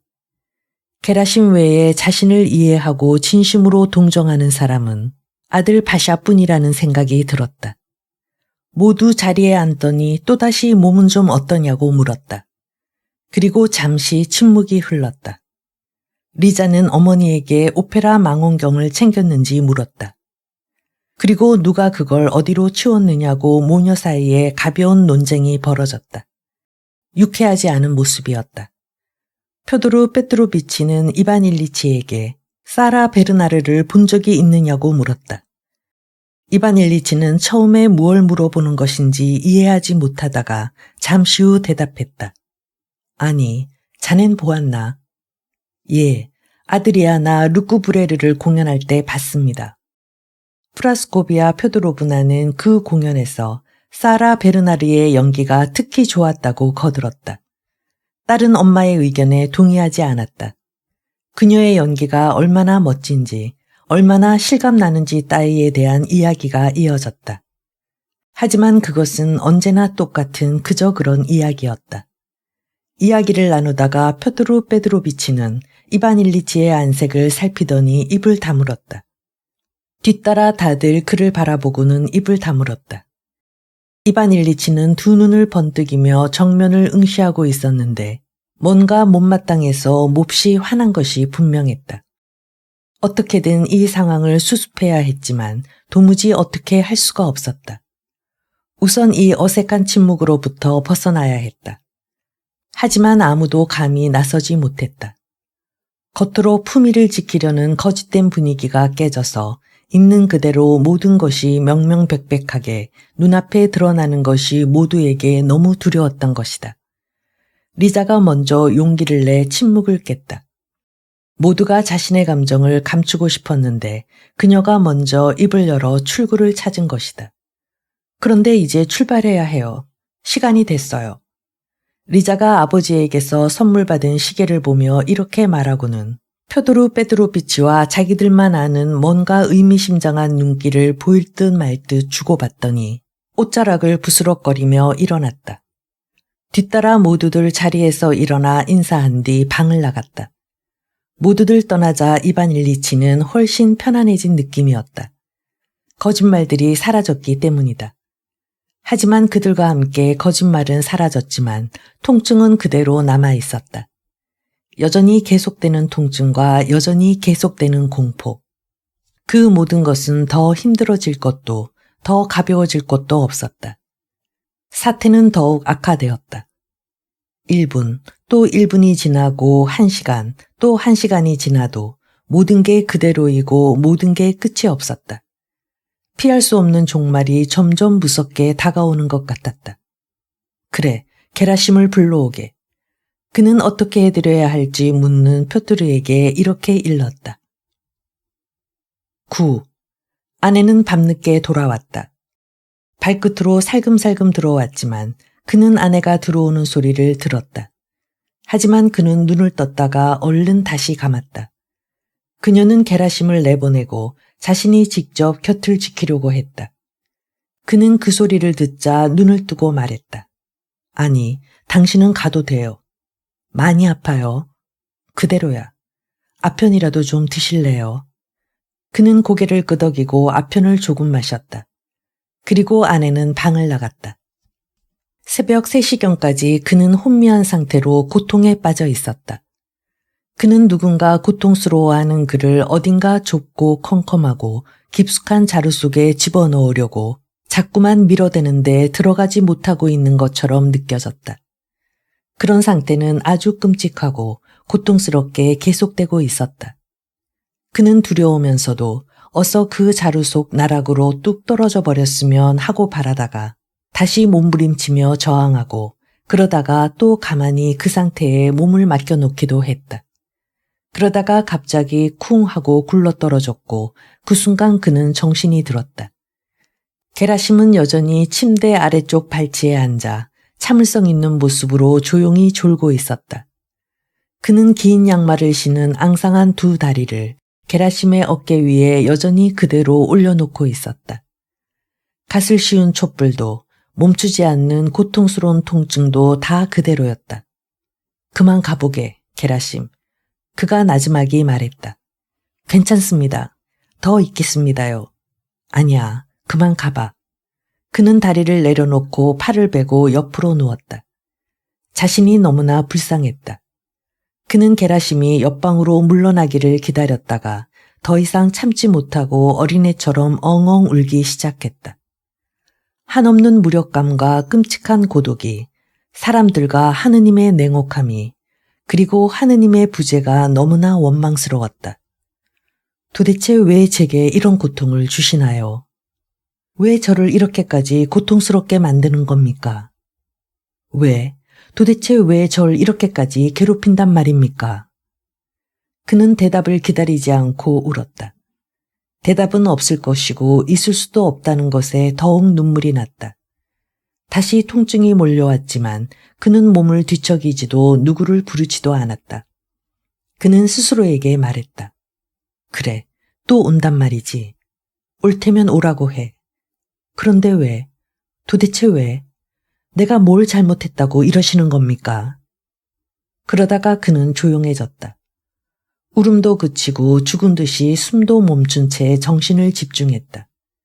그는 사람의 목소리가 아닌 영혼의 목소리, 내면에서 솟아오르는 생각의 흐름에 열심히 귀를 기울였다.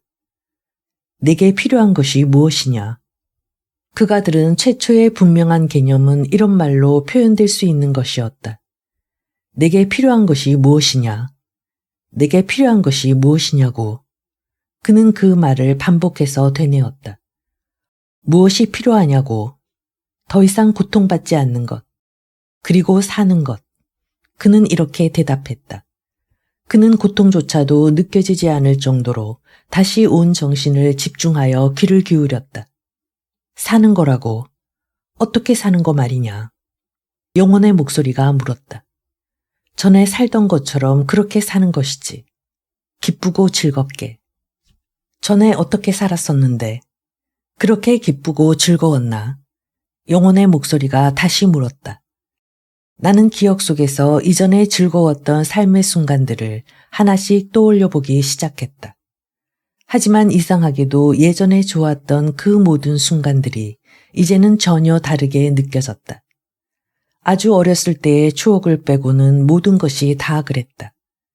어린 시절에는 다시 돌아간다 해도 정말로 행복할 수 있는 그 무엇인가가 있었다.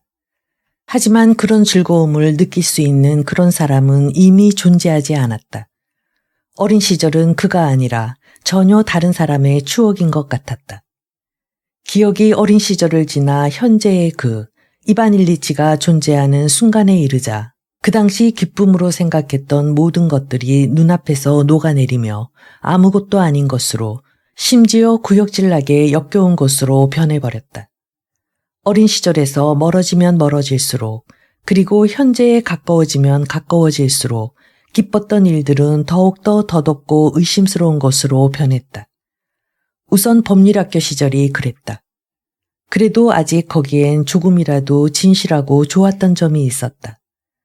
쾌활함과 우정과 희망이 있었던 것이다. 하지만 고학년으로 올라갈수록 좋았던 순간들은 점점 더 사라져갔다. 현 지사 사무실에서 처음 근무할 때 그때도 좋았던 순간들이 있었다. 한 여자에 대한 사랑의 추억이 있었다. 그 뒤로는 모든 것이 다 뒤섞이면서 좋았던 추억들은 점점 더 줄어들었다. 그렇게 세월이 더 지날수록 좋았던 기억들은 점점 더 사라져갔다. 결혼. 너무나 절망적이고 환멸뿐이었다. 아내의 입냄새, 애욕과 위선, 그리고 죽은 것만 같은 공직생활과 돈 걱정들. 그렇게 1년이 가고 2년이 가고 10년이 가고 20년이 갔다. 언제나 똑같은 생활이었다. 하루를 살면 하루 더 죽어가는 그런 삶이었다. 한 걸음씩 산에 오른다고 생각했지만 사실은 한 걸음씩 산을 내려가고 있었던 거야. 그래, 맞다. 세상 사람들은 내가 산을 오른다고 보았지만 내 발밑에서는 서서히 생명이 빠져나가고 있었던 거야. 그래, 결국 이렇게 됐지. 죽는 일만 남은 것이다. 그런데 왜 이렇게 된 것이지? 그럴 리가 없다. 삶이 이렇게 무의미하고 역겨운 것일 수는 없는 것이다. 삶이 그렇게 무의미하고 역겨운 것이라면 왜 이렇게 죽어야 하고 죽으면서 왜 이렇게까지 고통스러워해야 한단 말인가? 아니다. 뭔가 그게 아니다. 어쩌면 내가 잘못 살아온 건 아닐까?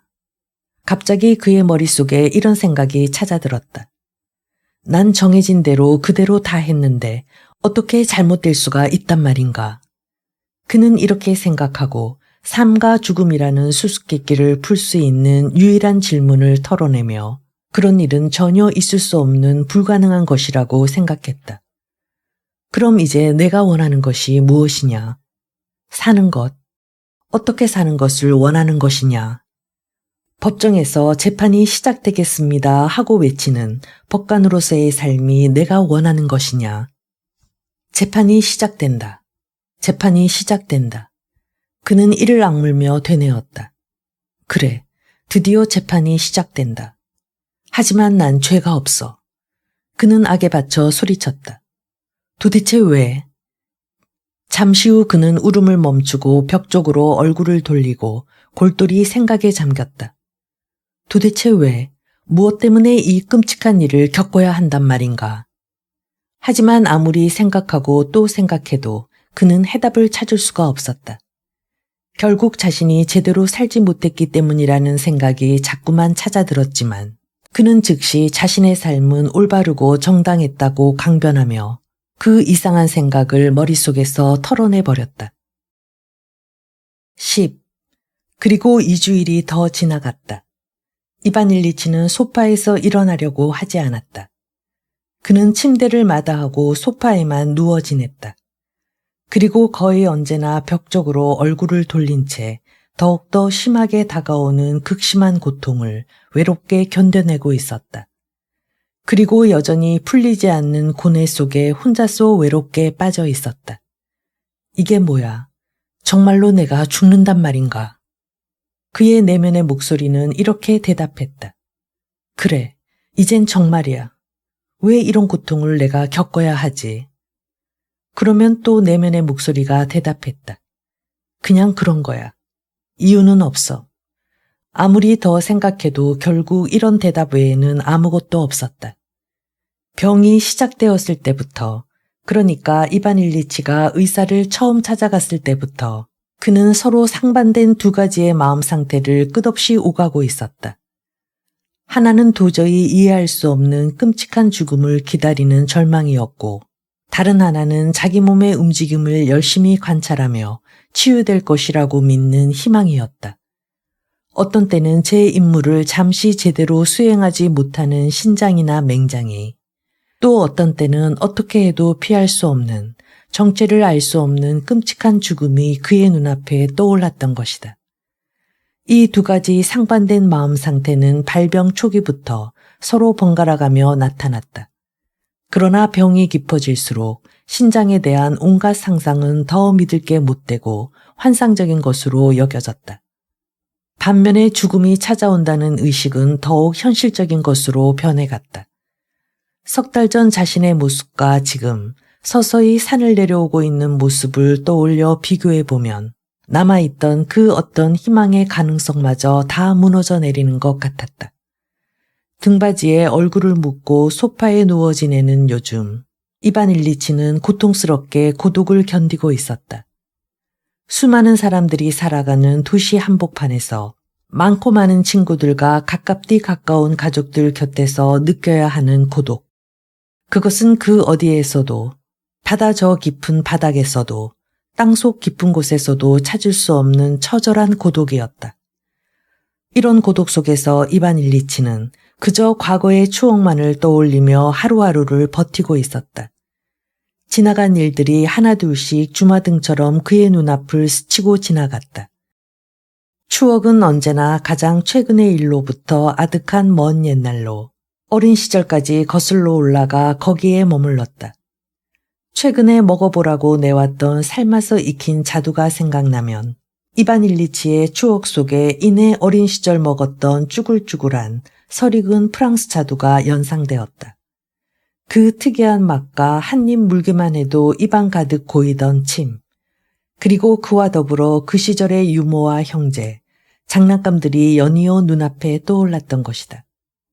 이런 생각은 그만하자. 너무 마음이 아파. 이반 일리치는 이렇게 스스로를 타이르며 현실로 돌아왔다.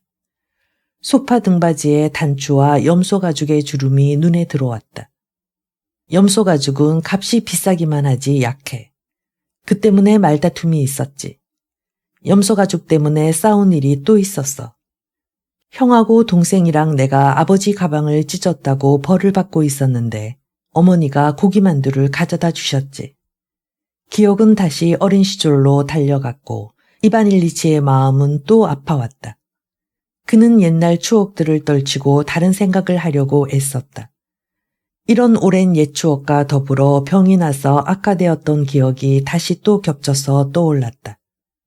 지금 현재로부터 멀어질수록 더욱 생명이 충만했던 시절이었다. 삶 속의 선량함도 훨씬 더 많았고 삶 그 자체도 훨씬 더 풍요로웠다. 그런데 이제 두 가지 생각이 하나로 뒤섞이기 시작했다. 갈수록 고통이 더욱더 심해지듯 내 삶의 모든 것은 더욱더 나빠져만 갔군. 멀리 시간을 거슬러 올라간 그곳. 인생의 초기에는 환한 빛이 한 줄기 반짝이고 있었지만 시간이 흐를수록 그 빛은 점점 광채를 잃고 어두워져만 갔다. 그나마 그 속도가 점점 더 빨라졌다.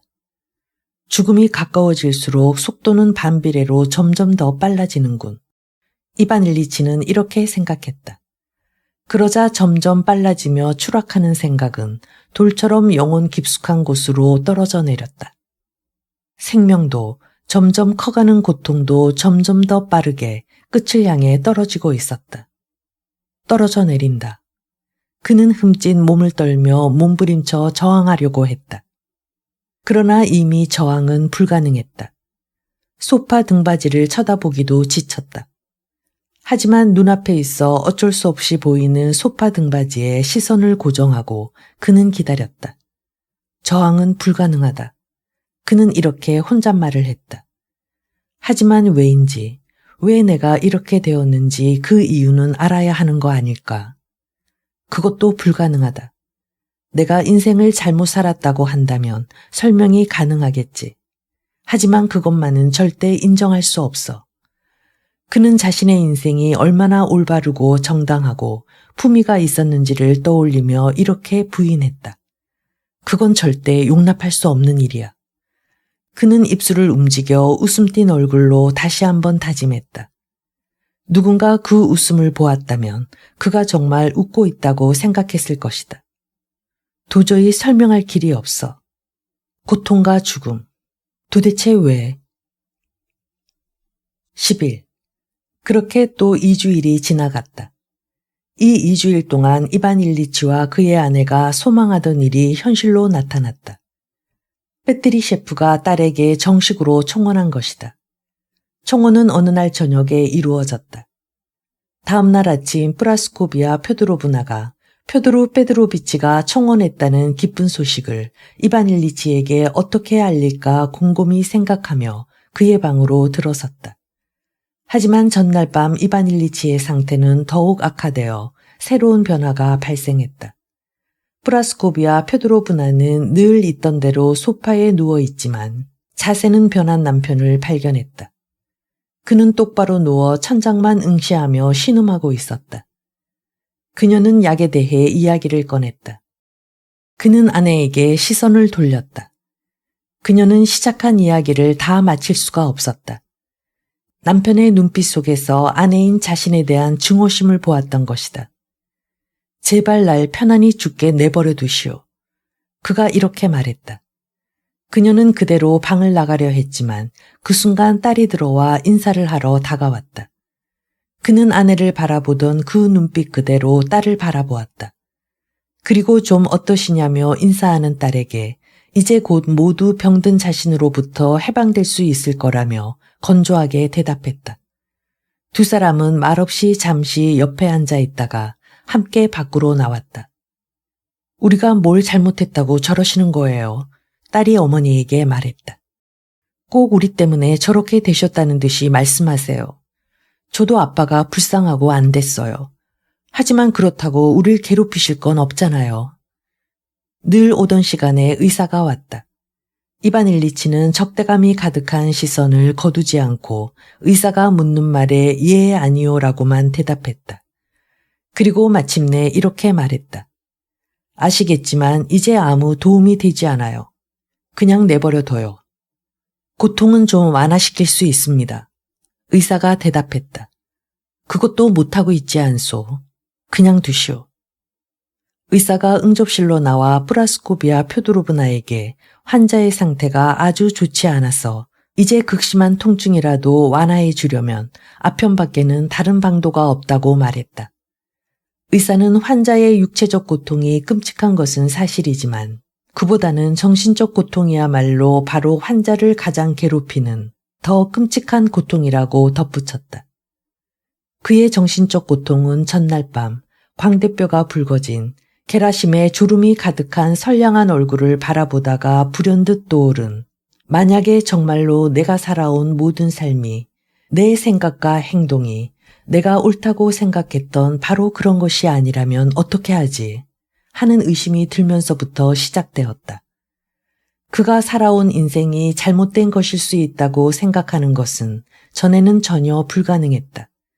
하지만 이제 그것이 진실일지도 모른다는 생각에 사로잡혔다. 높은 사람들이 훌륭하다고 여기는 것에 맞서 싸우고 싶었던 마음속의 어렴풋한 유혹들.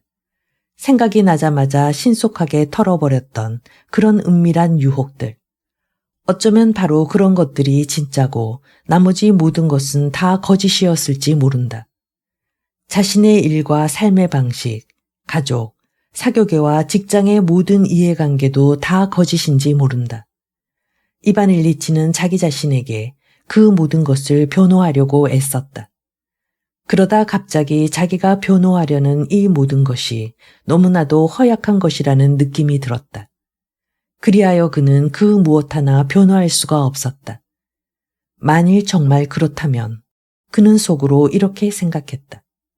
나에게 주어진 모든 것을 망쳐놓았다는 생각만 가지고 그걸 바로잡을 기회도 없이 인생에서 사라져버린다면 그럼 어떻게 하지? 그는 똑바로 누워 완전히 새로운 시각에서 자신의 인생을 되돌아보기 시작했다. 그리고 이날 아침 시종과 아내 그리고 딸과 의사를 차례로 만나게 되었을 때 그들의 행동거지 하나하나가 그들의 말 한마디 한마디가 전날 밤 깨달은 끔찍한 진실을 그에게 분명하게 확인시켜 주었다. 그는 그들에게서 바로 자기 자신을 그리고 자신이 살아온 삶의 방식을 볼 수 있었던 것이다. 그는 그 모든 것이 삶도 죽음도 가려버리는 하나의 무시무시하고 거대한 기만이었다는 점을 분명히 깨달았다. 이런 의식은 육체적 고통을 몇 배, 몇십 배 가중시켰다. 그는 끙끙 앓으며 몸부림치면서 입고 있는 옷을 쥐어뜯어 풀어헤쳤다. 옷이 숨통을 조이고 짓누르는 것만 같았기 때문이다. 바로 이런 이유로 이날 아침 그는 그들 모두가 더욱 중어스러웠다. 상당히 많은 양의 아편이 투여되었고 그는 곧 의식을 잃었다. 그러나 오후 식사 시간 무렵 다시 똑같은 현상이 반복되었다. 그는 모두를 곁에서 내몰고 홀로 몸부림치며 뒹굴었다. 아내가 다가와 이렇게 말했다. 여보, 제발 날 위해서라도 부탁이에요. 전혀 해로울 것 없어요. 오히려 도움이 될 수도. 그렇게 해요. 괜찮아요. 건강한 사람도 그렇게 하는 수가. 그는 눈을 크게 떴다. 뭐라고? 성찬을 받으라고. 왜? 필요 없어. 하긴 그렇기는 하지만. 아내가 울음을 터뜨렸다. 그래요. 그렇게 하시는 거예요. 우리 사제님을 모셔올게요. 아주 좋으신 분이에요. 그래. 아주 잘 됐네. 그러라고. 그가 중얼거렸다. 사제가 도착하여 그의 참회를 들어주자 그는 한결 마음이 가벼워지고 마음속 의욕도 가라앉는 것 같았으며 고통도 좀 누그러드는 것 같았다. 그 한순간 삶에 대한 희망의 불꽃이 다시 피어올랐다. 그는 다시 맹장과 그것이 회복될 가능성에 대해 생각하기 시작했다. 그는 두 눈에 눈물을 가득 글썽이며 성찬을 받았다. 성찬 의식을 마치고 다시 자리에 눕자 그는 잠시 기운이 나고 다시 삶에 대한 희망이 솟아났다. 그는 언젠가 권유받았던 수술에 대해 생각했다. 살고 싶다. 살고 싶어. 그는 이렇게 자신에게 속삭였다. 성찬받은 것을 축하하러 들어온 아내는 몇 마디 일상적인 말을 하더니 이렇게 덧붙였다. 어때요? 당신 훨씬 나아졌죠? 그는 아내에게 시선을 주지 않은 채 그렇다고 대답했다. 아내의 옷차림과 몸매, 얼굴 표정, 그리고 그 목소리, 이 모든 것은 그에게 한 가지 사실을 말해주었다. 그게 아니야.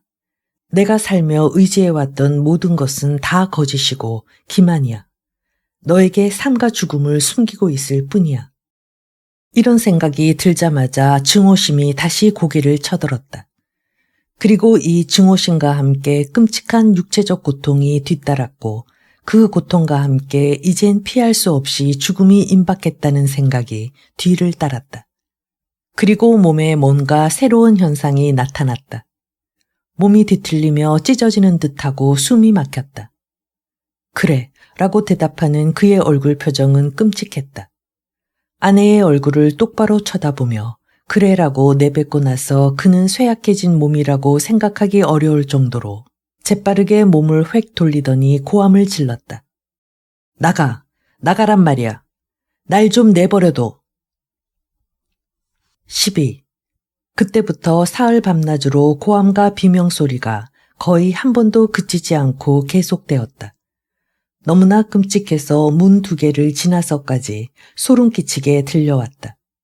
아내에게 대답했던 바로 그 순간 이반 일리치는 자신이 다시 돌아갈 수 없는 나락으로 떨어졌고 이제 종말이, 진짜 종말이 다가왔지만 의혹은 해결되지 않은 채 여전히 의혹으로 남아있다는 사실을 깨달았다. 이반 일리치는 크고 작은 고함을 계속 내질렀다. 난 죽고 싶지 않아. 하고 그는 소리쳤다. 그리고 마지막 음절이 비명처럼 길게 이어졌다. 이 사흘 동안 이반 일리치에겐 시간이란 게 존재하지 않았다. 그는 눈에 보이지 않는 힘이 그를 잡아 밀어넣은 바로 그 검은 자루 속에서 고통스럽게 몸부림치고 있었을 뿐이다. 구원의 방도가 없다는 것을 알면서도 그는 사형수가 사형집행인의 소나기를 빠져나가려고 발버둥 치는 것처럼 필사적으로 저항했다. 그는 있는 힘을 다해 맞서 싸웠지만 그토록 두려운 죽음의 순간은 점점 더 가까이 다가오고 있음을 매 순간 느끼지 않을 수 없었다. 그는 자신이 그 검은 구멍 속으로 빨려 들어가고 있기 때문에 고통스럽고 또한 그 구멍을 뚫고 빨리 빠져나가지 못해서 더욱 고통스러운 것이라고 느꼈다. 자신의 인생이 정당했다는 의식이 바로 그를 끌어안고 앞으로 나아가지 못하게 하며 더더욱 그를 고통스럽게 만들고 있었던 것이다. 그러다가 갑자기 어떤 강한 힘이 그의 가슴과 옆구리를 세차게 밀치는 것 같더니 숨을 쉬기가 더욱 힘들어졌다. 그리고 그는 구멍 속으로 굴러떨어졌다. 구멍 끝에서 뭔가 환하게 빛나고 있었다. 기차를 타고 가다 보면 앞으로 가고 있는데 뒤로 가고 있다고 생각하다가 갑자기 진짜 방향을 깨닫게 되는 경우가 있다. 지금 이 순간 이반 일리치의 느낌이 그런 것이었다. 그래, 모든 것이 잘못되었었다. 그는 혼자서 중얼거렸다. 하지만 괜찮아.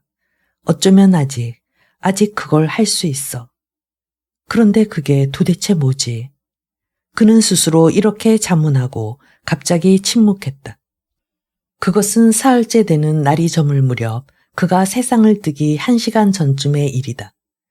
김나지움에 다니는 아들이 살금살금 아버지 침대 곁으로 다가왔다. 죽어가던 이반 일리치는 절망적으로 소리치며 필사적으로 손을 내젓고 있었다. 그러다가 그의 손이 아들의 머리에 부딪혔다. 아들은 아버지의 손을 잡아 입술에 대고 울음을 터뜨렸다. 바로 그 순간 이반 일리치는 구멍 속으로 굴러떨어졌고 빛을 보았다. 동시에 그는 그의 삶이 모두 제대로 된 것이 아니지만 그러나 아직은 그걸 바로잡을 수 있다는 사실을 깨달았다. 그리고 자문했다. 그게 뭐지? 그리고 조용히 귀를 기울이다가 입을 다물었다. 바로 그때 누군가 그의 손을 잡고 입 맞추는 것이 느껴졌다. 그는 눈을 뜨고 아들을 보았다. 아들이 너무나 안쓰러웠다. 아내도 그에게 다가왔다. 그는 아내를 바라보았다. 아내는 입을 크게 벌린 채 코와 뺨에 흘러내리는 눈물을 주체하지 못하고 절망적인 표정으로 그를 바라보고 있었다. 아내도 불쌍했다. 그래, 내가 모두를 괴롭히고 있구나. 그는 이렇게 생각했다. 모두 참으로 안 됐어. 하지만 내가 죽으면 훨씬 나을 거야. 그는 이 말을 하고 싶었지만 입을 움직일 힘이 없었다. 아니야, 굳이 말할 필요는 없어. 몸으로 보이면 되는 거지. 그는 이렇게 생각했다. 그는 아내에게 눈으로 아들을 가리키며 말했다. 데리고 나가. 불쌍해, 당신도. 그는 용서해줘라고 한마디 더 덧붙이고 싶었지만 보내줘라고 말하고 말았다. 하지만 그 말을 바꿀 힘도 없어서 손을 내저었다. 알아들을 사람은 알아들을 것이었다. 그러자 돌연 모든 것이 환해지며 지금까지 그를 괴롭히며 마음속에 갇혀있던 것이 일순간 밖으로, 두 방향으로, 10방향으로, 온갖 방향으로 한꺼번에 쏟아져 나왔다. 가족들이 모두 안쓰럽게 여겨지고 모두의 마음이 아프지 않도록 해주고 싶었다. 이 모든 고통으로부터 자신도 벗어나고 가족들도 다 벗어나게 해주어야 했다. 이 얼마나 간단하고 훌륭한 일인가. 그는 이렇게 생각했다. 그런데 통증은 어디로 갔지? 어이, 통증, 너 어디 있는 거야? 그는 조용히 귀를 기울였다. 아, 여기 있었군. 그래, 뭐 어때? 거기 있으라고. 그런데 죽음은 어디 있지? 그는 오랫동안 곁에서 떠나지 않던 죽음의 공포를 찾으려 했으나 찾을 수 없었다. 죽음은 어디에 있지? 죽음이 뭐야? 죽음이란 것은 없었기 때문에 이젠 그 어떤 공포도 있을 수 없었다. 죽음 대신 빛이 있었다.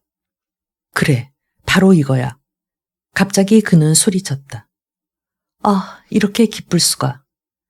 이 모든 것은 한순간의 일이었고 이 한순간의 의미는 이제 흔들리지 않았다. 지켜보고 있는 사람들에게는 그가 그러고도 2시간이나 더 괴로워하고 있는 것으로 보였다. 그의 가슴에서 뭔가 부글부글 거렸다. 쇠약할 대로 쇠약해진 그의 몸에 경련이 찾아왔다. 부글거리는 소리와 숨이 차서 씩씩거리는 소리는 점차 잦아들었다. 임종하셨습니다. 누군가 그를 굽어보며 말했다. 그는 이 말을 듣고 마음속으로 되뇌었다. 끝난 건 죽음이야. 이제 더 이상 죽음은 존재하지 않아. 그는 길게 숨을 들이마시다가 그대로 멈추고 온몸을 쭉 뻗고 숨을 거두었다.